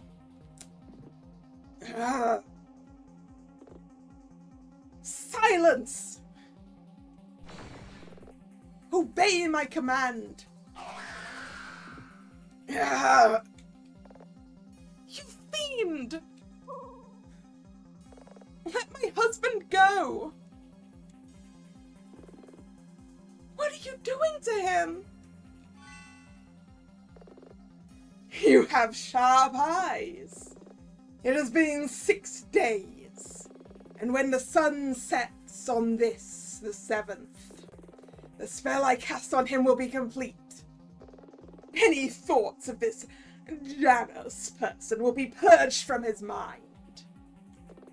And he will be Prince Kakon, my son, once more. I just need to cipher up a little more to spare.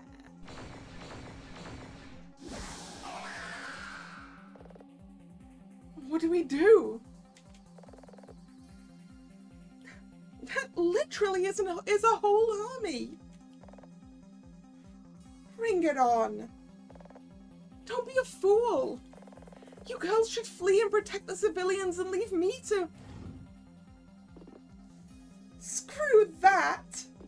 I'm not running away. Then what do? We fight. The lawyer's right. I have my moments. Prepare for a charge. Time to go out with a bang. Maybe we'll take enough of them with us. Oh, my creatures. Hold it right there.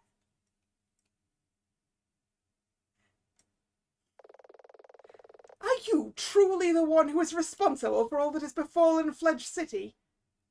Can we give Judge Tawny a sacred feather, please?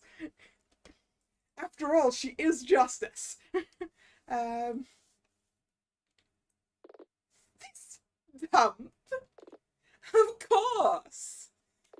What of it? And these girls, they are attempting to defend the city from your wickedness. Yes, I grow tired of your insolence. My wrath spares none, not even grandmas like yourself. I am, in fact, a grandma, and my grandchildren live in this city. So if these young women stand against you, I stand with them. You and what army? Bikers, me? No, just the entire citizenry. A restaurant is our life. We stand with them. No one's destroying our convenience store. I stand with them. Fledge City's the best. The bikers of the waste stand with them. Their cause is just. Agreed. Miss Amara. Do it, Comet. Are you sure? Go for it. Right. You get a feather. You get a feather. Everyone gets a feather. We're doing Oprah. Everyone gets a feather. By the power of these sacred feathers, people of Fledge City, transform! That's even better than just the judge!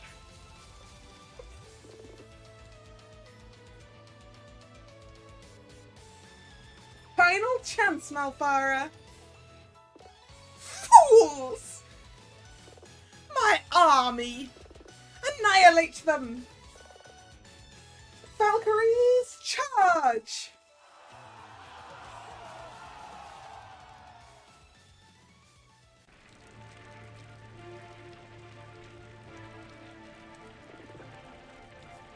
Nina, are you okay? I'm fine, I think. Where's Milia?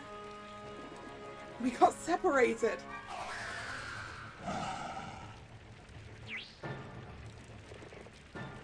Just a little more. If I can siphon off just a tiny bit more despair. Leave him alone. This is no concern of yours, lawyer. Is this all really just to punish Milia? You had Janus attack on. You'd already kidnapped him. Why do you need to frame Milia too? Because that witch seduced him.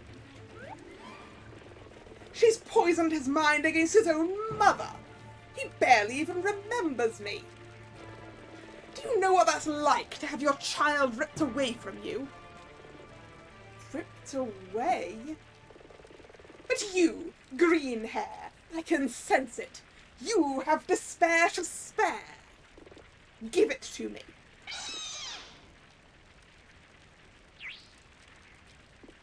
No!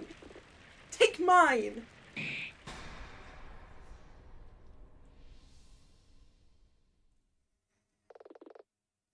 This was a mistake, Valkyrie. So let me in willingly like this. In this place you are transparent. I can poke and prod and see your greatest despair laid before me. Then do it.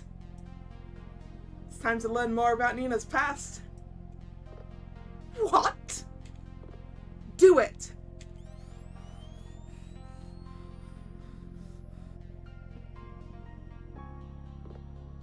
You! Who are you? You already know who I am. I'm Nina Aquila.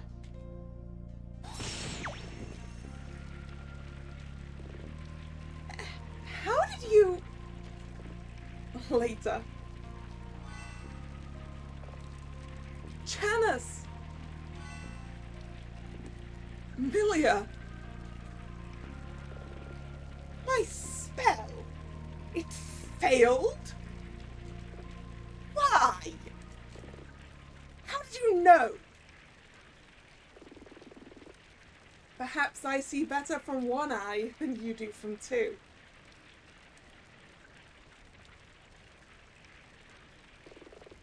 Curse this wretched city! Time to just do what I should have done a long time ago. I'll just destroy all of Midgard. She's serious. We've got to stop her. And I think I know how. Janus. Way ahead of you. Mother.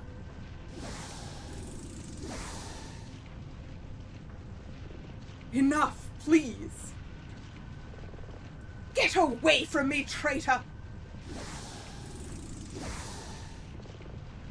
What choice do I have?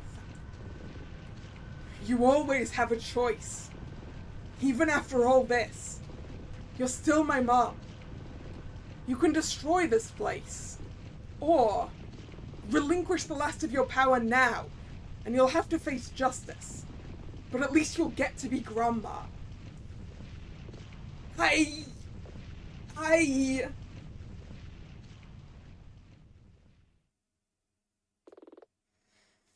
I've lost, haven't I? You can't see it right now, but you've gained more than you think.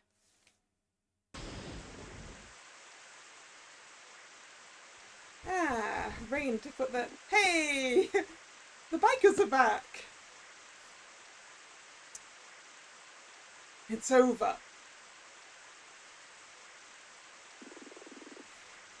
The monsters are all turning back into bikers! That means... Dylan!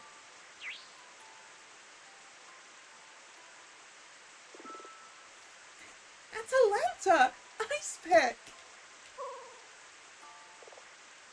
You okay? Are you okay? We think so. Just so happy you're safe. Hey, bro. You look hella cute. He knows. Looks like I'll need to find a baby shower gift after all. Seems like it's time to tie a bow on this. Judge Tawny?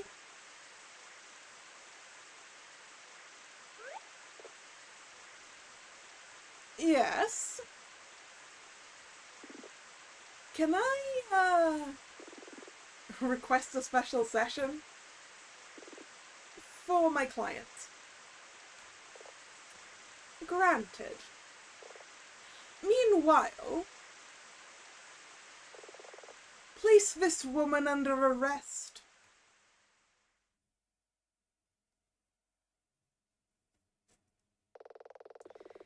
I should get to my bench and hopefully we can resume without too much delay. Oh, it's Chad. I guess you managed to avoid the chaos outside. No! We didn't get Valkyrie Chad! Before we go and talk to Chad and stuff, I need some more water. I will be right back.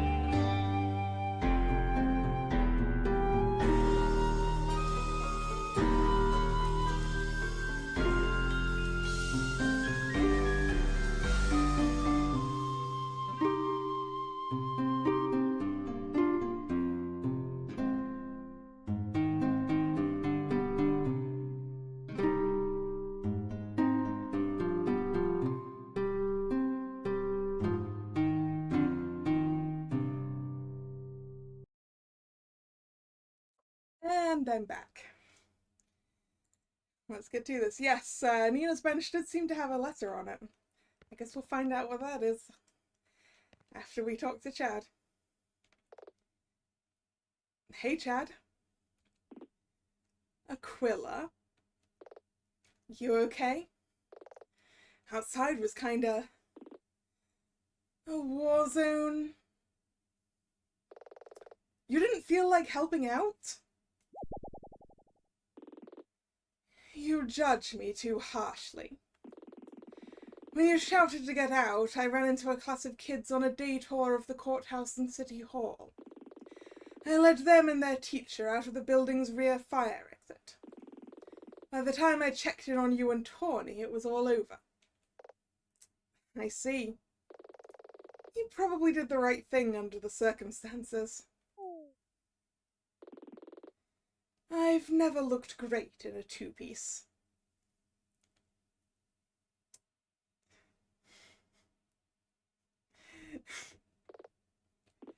Yes, this is the same conversation. Man, I want to see Valkyrie chat. Not as much as I wanted to see Valkyrie Dylan. So, that's fine.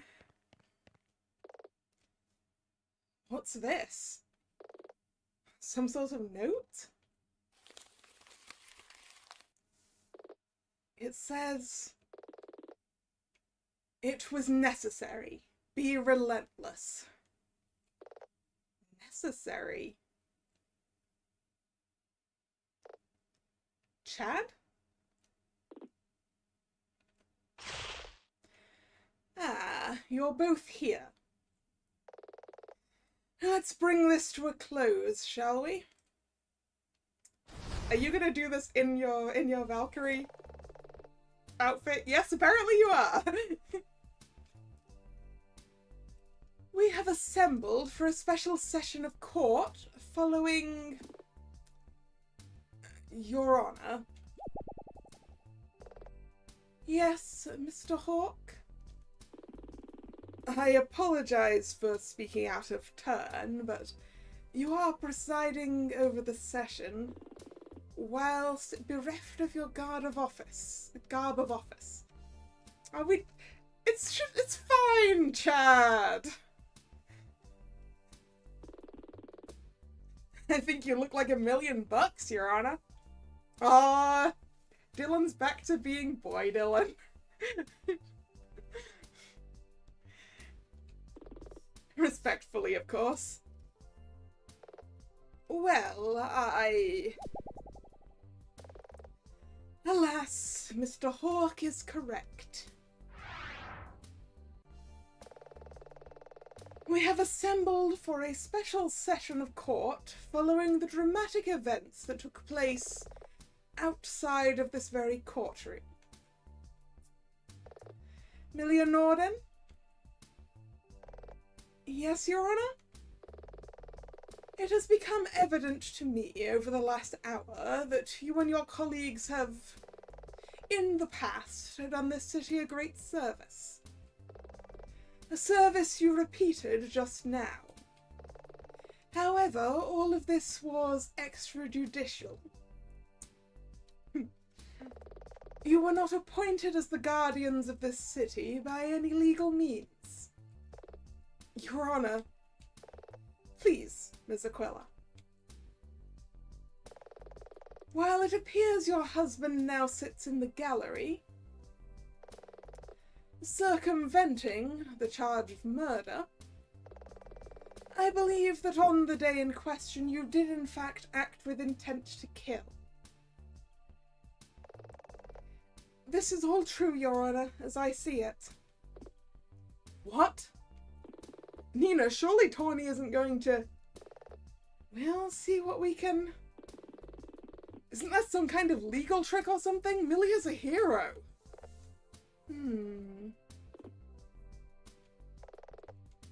I find myself in a quandary. After what I have seen, my personal feelings mean I may be forced to recuse... Hold it! Your Honor, I must insist that I speak on behalf of my client. Go ahead. The defense will accept your version of events, as you just relayed moments ago. However, unlike a police officer or a firefighter or a soldier, Milia and the other valiant Valkyries did not study or work towards assuming their duty to defend Fledge City. Instead, this was a duty thrust upon them when, frankly, they were too young to understand that.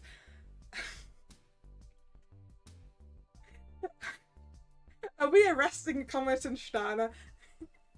The fact they succeeded was because they hold themselves to the absolute highest of standards. Indeed, when all hell broke loose outside, Milia could, in the aftermath, have simply left. Few would have blamed her. A fair observation. Milia? Yes? Why did you attack what stood before you during the incident? Nina, just answer, please. Trust me. I was angry and afraid. And why were you angry? Why were you afraid? Because I thought that monster was going to hurt me and my baby and everyone else in the room. In that moment, I was furious that someone would do something like that. And you feel bad about this.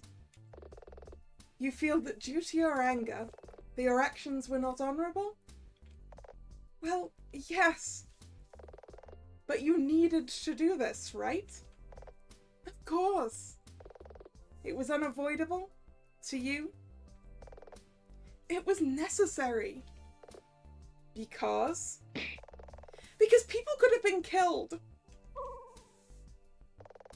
I hate that I had to do this. That everyone's been put through all this. But Hank, Maxie, they're like my family. I couldn't let them be hurt.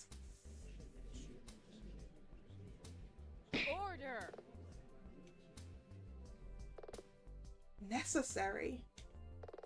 Your Honor, the defense puts forth a maxim, necessitas non habet legem, which I have no idea if I pronounced correctly. I never took Latin. That necessity has no law, or, in its more modern interpretation, that which is truly necessary is legal. And on that point, the defense rests.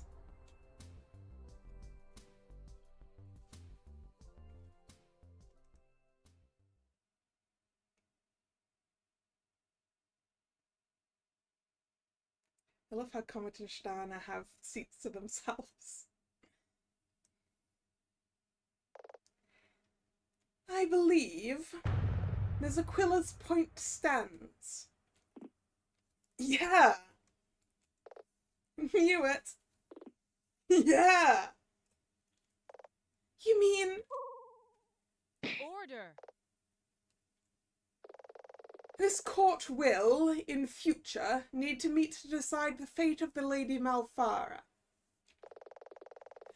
However, that has no further bearing on this case as it stands. Though the logic is somewhat convoluted, it has become clear that during the incident in question, the defendant acted in the best interests of both the city and those immediately around her. Therefore, on all charges, I find the defendant Not guilty.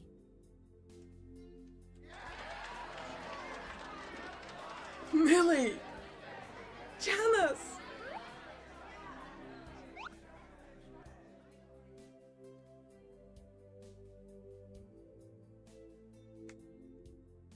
Aww.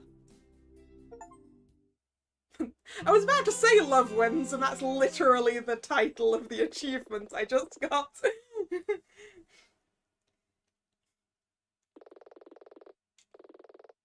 I would like to save the game.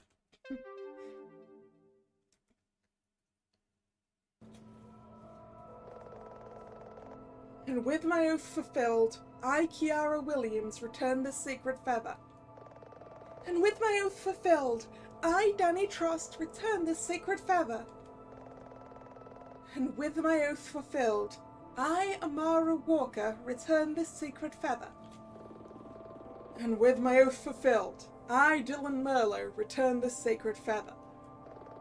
And with my oath fulfilled, I, Nina Aquila, return this sacred feather. And finally,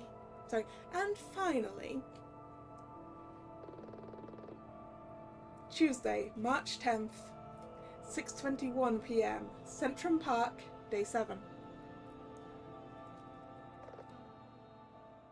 I don't know. Oh, come on, Millie. We all agreed we'd do this. We're done. Is something wrong, Millia? There's still something about all this I don't understand. What? It's about the night before the incident. The person Maxie saw outside was Devona in my costume, right?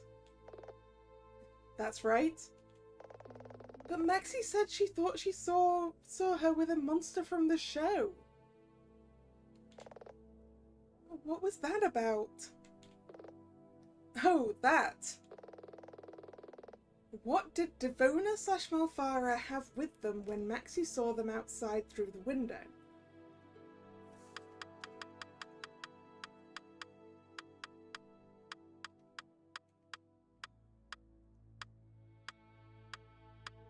Is it just the ammo pack? I guess it's the ammo pack?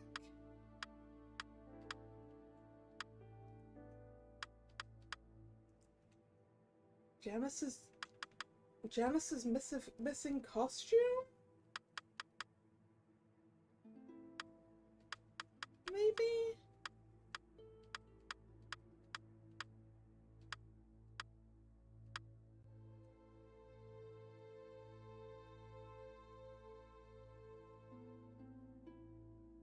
The ammo pack wouldn't really look like a monster. So I'm gonna go with where'd it go?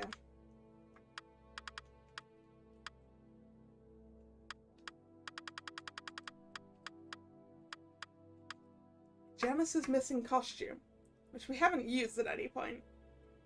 So let's go with that. Oh, did she obliterate that with the handheld ammo pack so that it was gone? It's strange, I know, but I'm pretty sure it was Janice's Kakon costume. My costume? Think about it. If Devona hadn't disposed of the costume, people would have asked questions. Such as, if Janice had been incinerated, why is his costume still in wardrobe? It's the same reason she had to deploy the ammo crate. And I guess she wanted to kill two birds with one stone. She had to tie up that loose end. That makes sense. I think I'm ready to do this. Be brave, honey. Remember, if you ever need us, we'll come back at the call of our name. I know. Then repeat. I know what to say. And with my oath fulfilled, I, Millia Nordin, return this sacred feather. I guess they had to do that with the entire population of the city earlier. It's like, now please give them back. Asgard calls, and to it we must return. Nina Aquila, your quality will be known throughout the realms. As with the others, should you ever find yourself in a dire hour when all hope seems lost, call out to myself or Stana, and I give you my oath. Help shall always find you. Thanks, Comet. Goodbye. Farewell.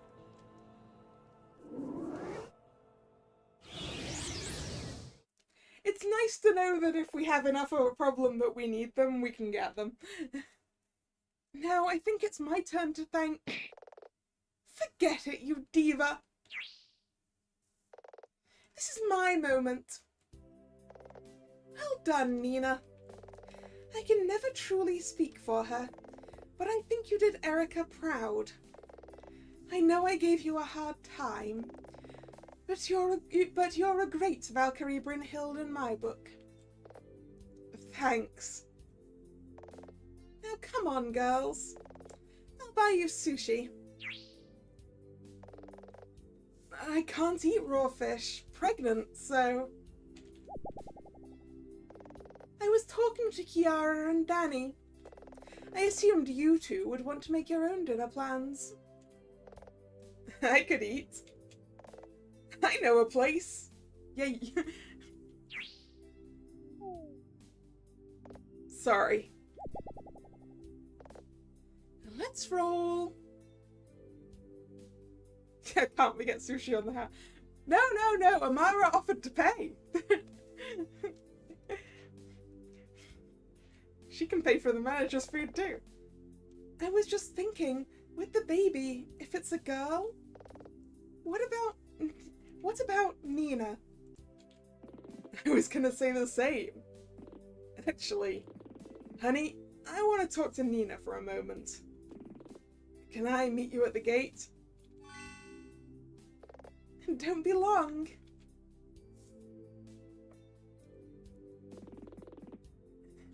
Nina, I spoke to my mother in police detention.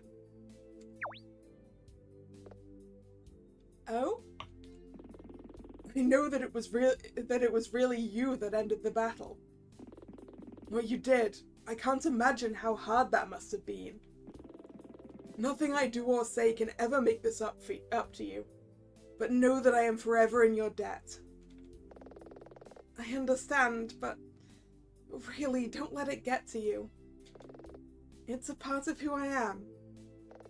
Now go, take Milia out to dinner. Somewhere that doesn't serve raw fish, or liver, or game meats. You know. Just let her pick, I'm sure she knows. Farewell.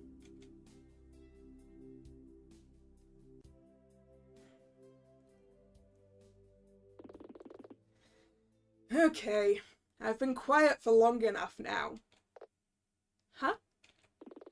What was Janice talking about? How did you stop Malfara? It's probably easier if... Okay, I've got to show you something. Dylan Merlo has joined your party. Let's head to the Fledge City graveyard. Where's the graveyard? Which side of this park is it going to be easier to come out of? Probably the left side, maybe.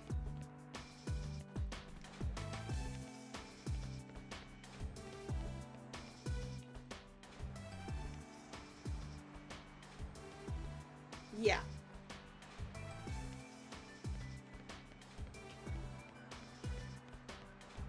Ah, it's out here.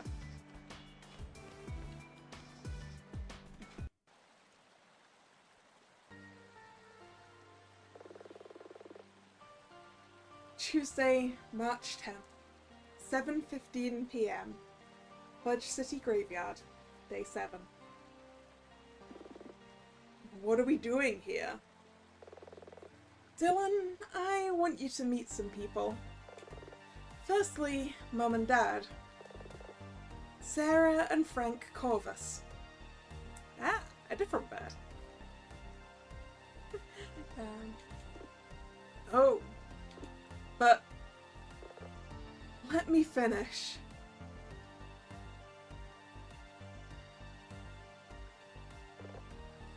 And here are Papa and Mama, Theo and Paula Aquila. You have two sets of parents? I guess you might say that. I didn't really...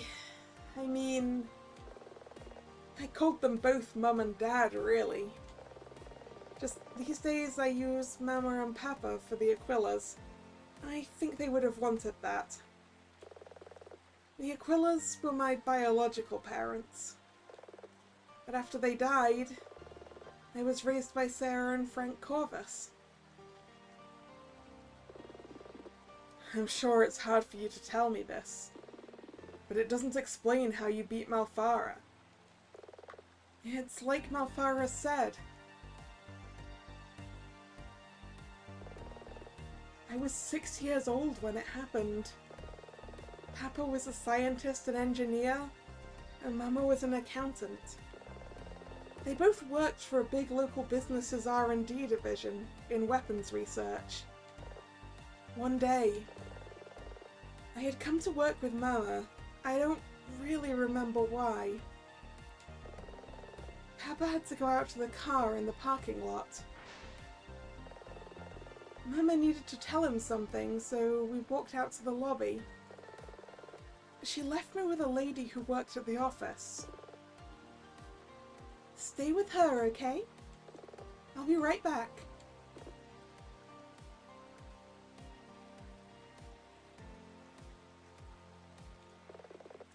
And ran over to Papa's car. I was only a kid, and though I didn't realize it at the time, I felt something was wrong. Don't go! Maybe it was how she spoke, or the look on her face, I'm not sure. I wriggled out of the lady's grip on my hand, and I remember looking up at her face, before running after Mama towards the car.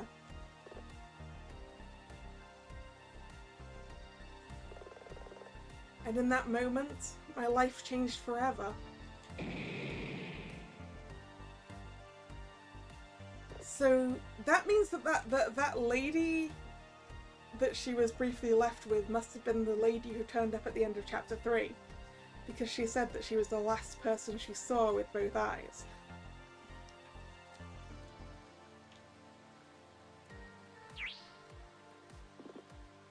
A car bomb? Uh-huh. People thought it was an accident at first, but a later investigation found the remnants of a device. They were assassinated. I was standing far enough away that I missed the worst of it. But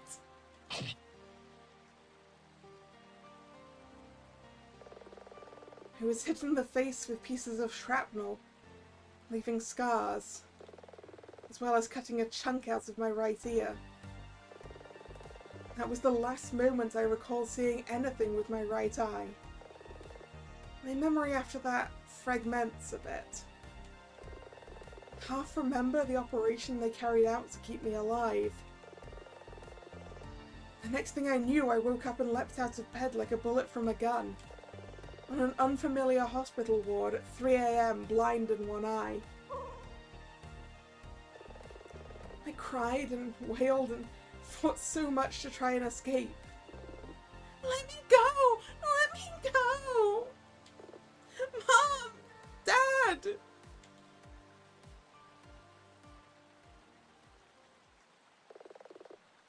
The nurse had to sit me down and tell me that my parents were never coming, no matter how much I screamed. That both of them were dead. I think I'm starting to get it. I'm told after that, I didn't say anything for days. When Malfara spoke to us, just before she attacked you, I realized she would try to draw out your despair. But she made one mistake. She told us her greatest fear, of her child being left alone in the world, torn away from their mother. I made her relive my pain all at once. Whoa. I'm sorry about some of the things I've said to you recently. I've never been the best at being... We're cool. Really? Both of us lost our parents to the Great Northern War, even if it was in different ways. But we work with what we've got, right? I don't like... pity. Yeah. Me neither. Don't want it, Don't need it. What happened afterwards? How did you end up getting adopted? Oh! The city prosecuted their employer for negligence with their security. As they were making weapons, and this was in wartime, it was seen as a big failing on their part. Frank Corvus was the lawyer they assigned to represent my interests. A large cash settlement was reached out of court, and when it was all over, Frank and Sarah had no kids, so they illegally adopted me. That cash settlement paid for my upbringing and college tuition before it ran out. I was so young, it wasn't long before I considered Frank and Sarah as like my actual parents. You said once you felt I'd been born to be a lawyer? Do you remember? Up on the Rostro Spire, I remember. Frank Corvus was there for me, when everyone in the world was a stranger. I felt that as an attorney, I could be that for other people when they most need it. So you see, I wasn't born to be an attorney. But these things made me into one. Sounds like Frank was a pretty stand-up guy. He was. Theo Aquila was my father, but Frank was my dad. Rest in peace, Frank. Ditto. I almost forgot. There's one last thing. What? This is the weird part. Up on Rostro Spire, we saw a woman who met with Trey Gearson. Yeah, I remember. You froze up. That woman was the one trying to hold my hand just before the explosion that killed my parents.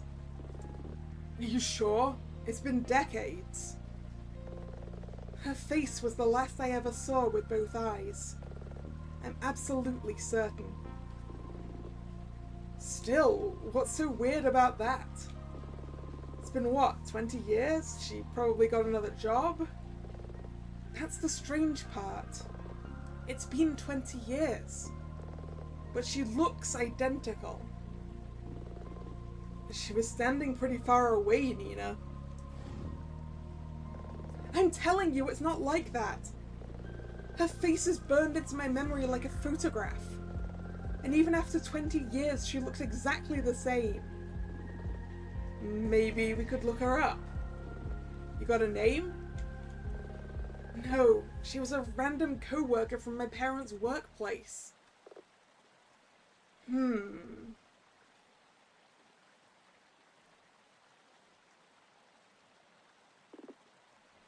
I think it's nearly time for dinner. Huh? I believe you about this woman, but we're not going to solve that mystery here. There's always tomorrow. You're right. Let's head back to the office. Bye, Mama, Papa, Mom, Dad. Back to the office is up this way and across here and in.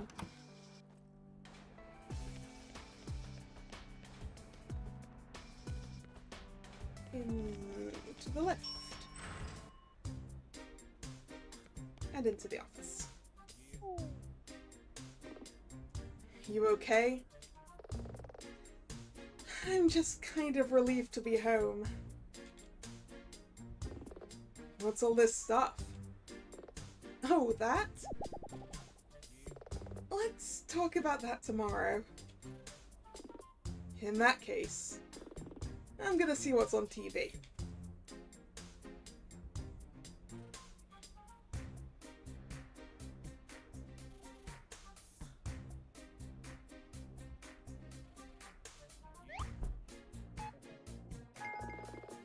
Dylan Merlo has left your party.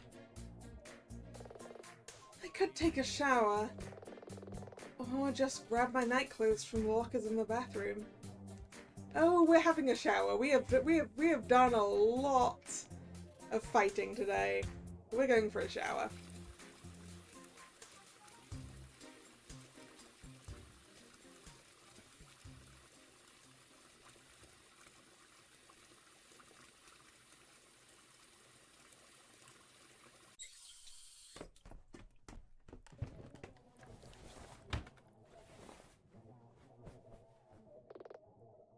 That's better. Now, food. Wonder if Dylan wants to get pizza. Yeah, we're clearly not going anywhere. Alright,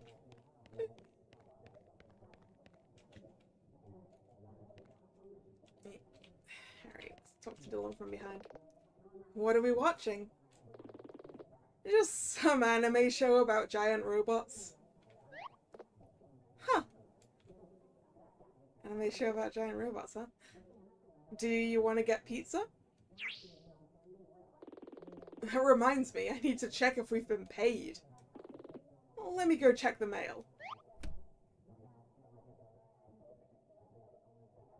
That diet, huh? Junk mail. Junk mail. You've won a subscription to... Junk mail. From the desk of Lucas. Ah, here we go. We've been paid. Great! I'll grab the phone. What do you want, the stuffed crust or... Hang on, there's a second envelope inside this one. Consultation for the redevelopment plan. Nina, did you know about this? Yeah, we saw the flyer about it at the beginning. It sounds like they want to demolish this whole block. Oh, that. They put a notice about that downstairs. Apparently it's just a preliminary... They're already applying for the zoning permits.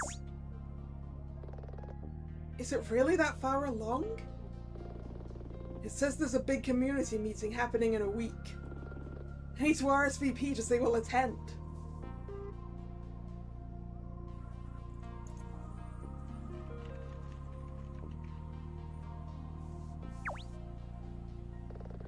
Hey, Dylan? Why did that notice come in the same envelope as our check? Oh, that? The meeting's being chaired by that rich guy who owns the TV studio. He was trying to gentrify downtown? Mr. Lucas. That's the one. Lucas. Somewhere here. Here it is on the letterhead. Lucas Falcon. Lucas Falcon.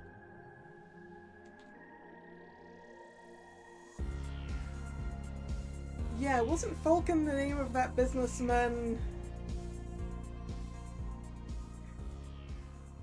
from the case with our mentor in it? I think. Next time on Nina Aquila, Legal Eagle.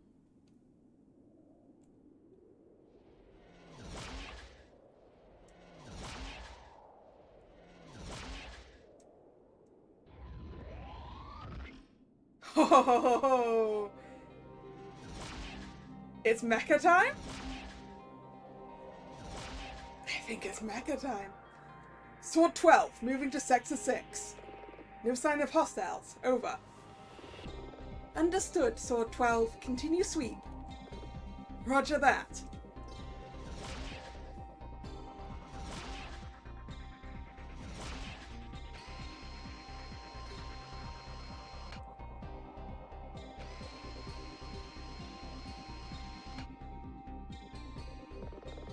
This is Sword 12. Still reporting no. Sword 12, this is Sword Actual.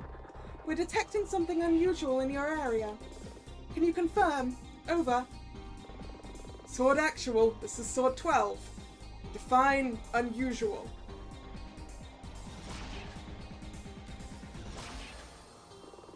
Repeating, this is sword 12. Command, can you define what you mean by unusual? Command?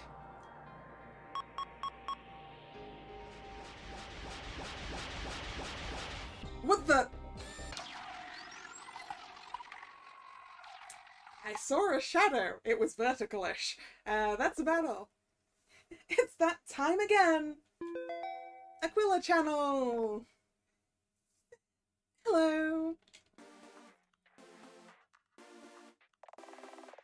Welcome to Aquila channel, a special viewer-facing segment where we talk to you, the player.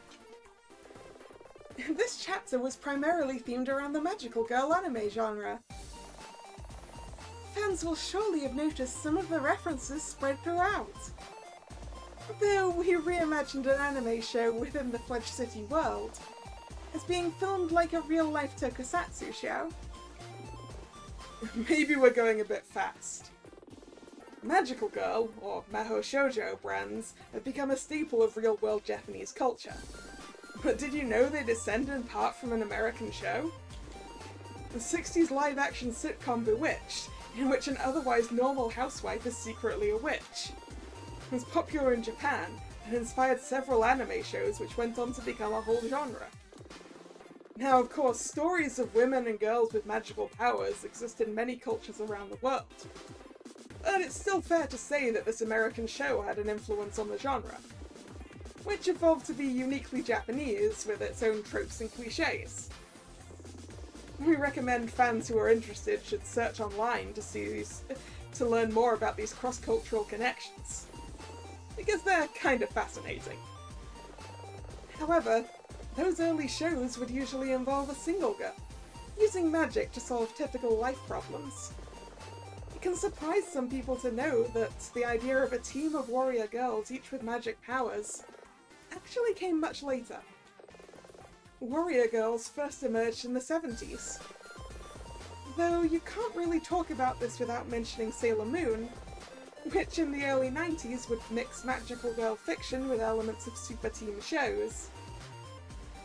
How much research did the devs put in for this game? A lot. Clearly.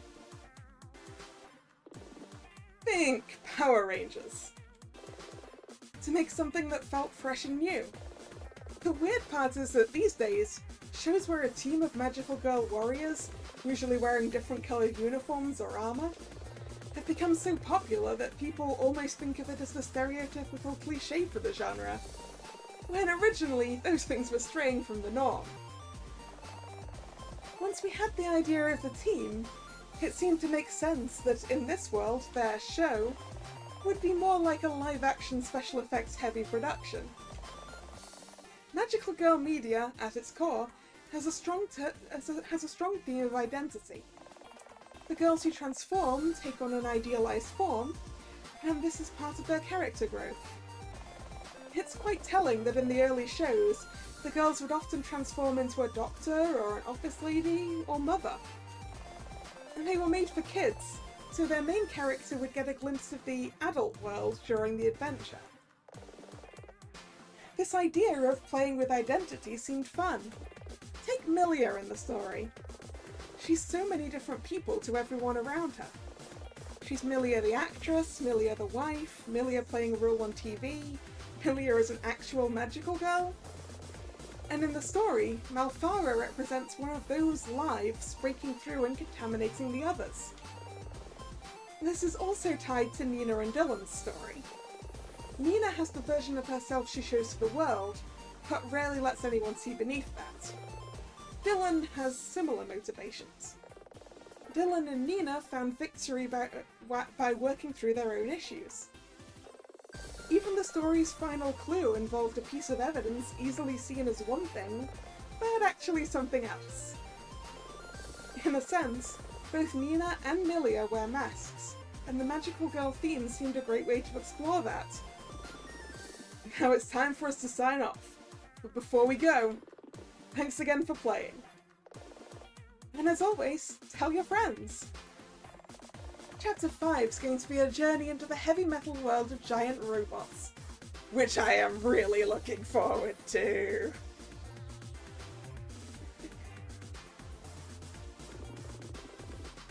So if you liked this 4th chapter of Nina Aquila Legal Eagle, are you gonna nail her, nail her, nail her? Make sure you look us up and follow us for more news about Chapter 5. Full Metal Law. Phew. I know, right? Glad I'm done wearing that bikini armor. You? What about me? I think Goggle Boy over here actually made for a pretty cute girl. It's my hips. Always had 'em. Still, next one's all about mecha, right? No bikinis for that one. Yeah! What? Ever heard of a plug suit, Dylan? And we're done!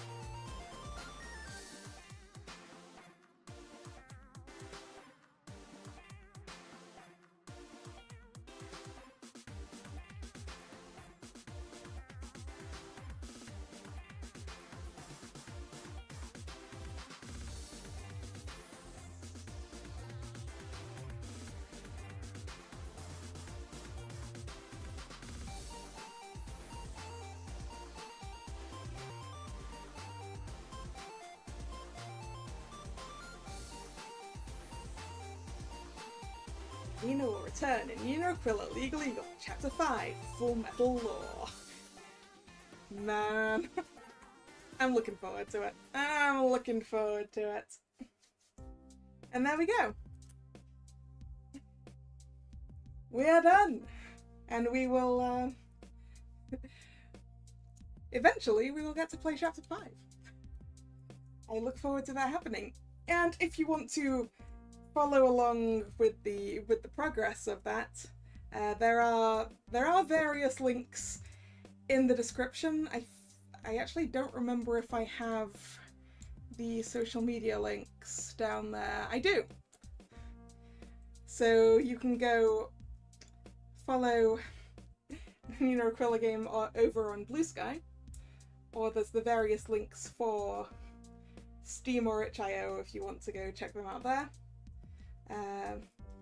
And yeah.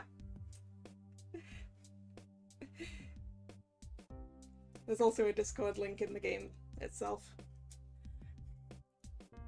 But yes, I have very much enjoyed that. And thank you very much for watching. We're done now. If you're new here and you've enjoyed your time, please consider subscribing to the channel. You can also follow me on social media, which is linked in the description box, as well as all of the links for Nina Aquila stuff. The streaming schedule for this channel gets posted both over there on social media and over here on YouTube in the posts tab of the channel. there will be a new schedule up later tonight because this was the last scheduled stream of this week. And yeah, the next scheduled stream will be tomorrow, Monday, 7 p.m. For, I think we'll do Battlefield Waltz. See you tomorrow if I haven't melted. I will do my best not to melt. It's very difficult. Yes, anyway. Hope to see you tomorrow or another time.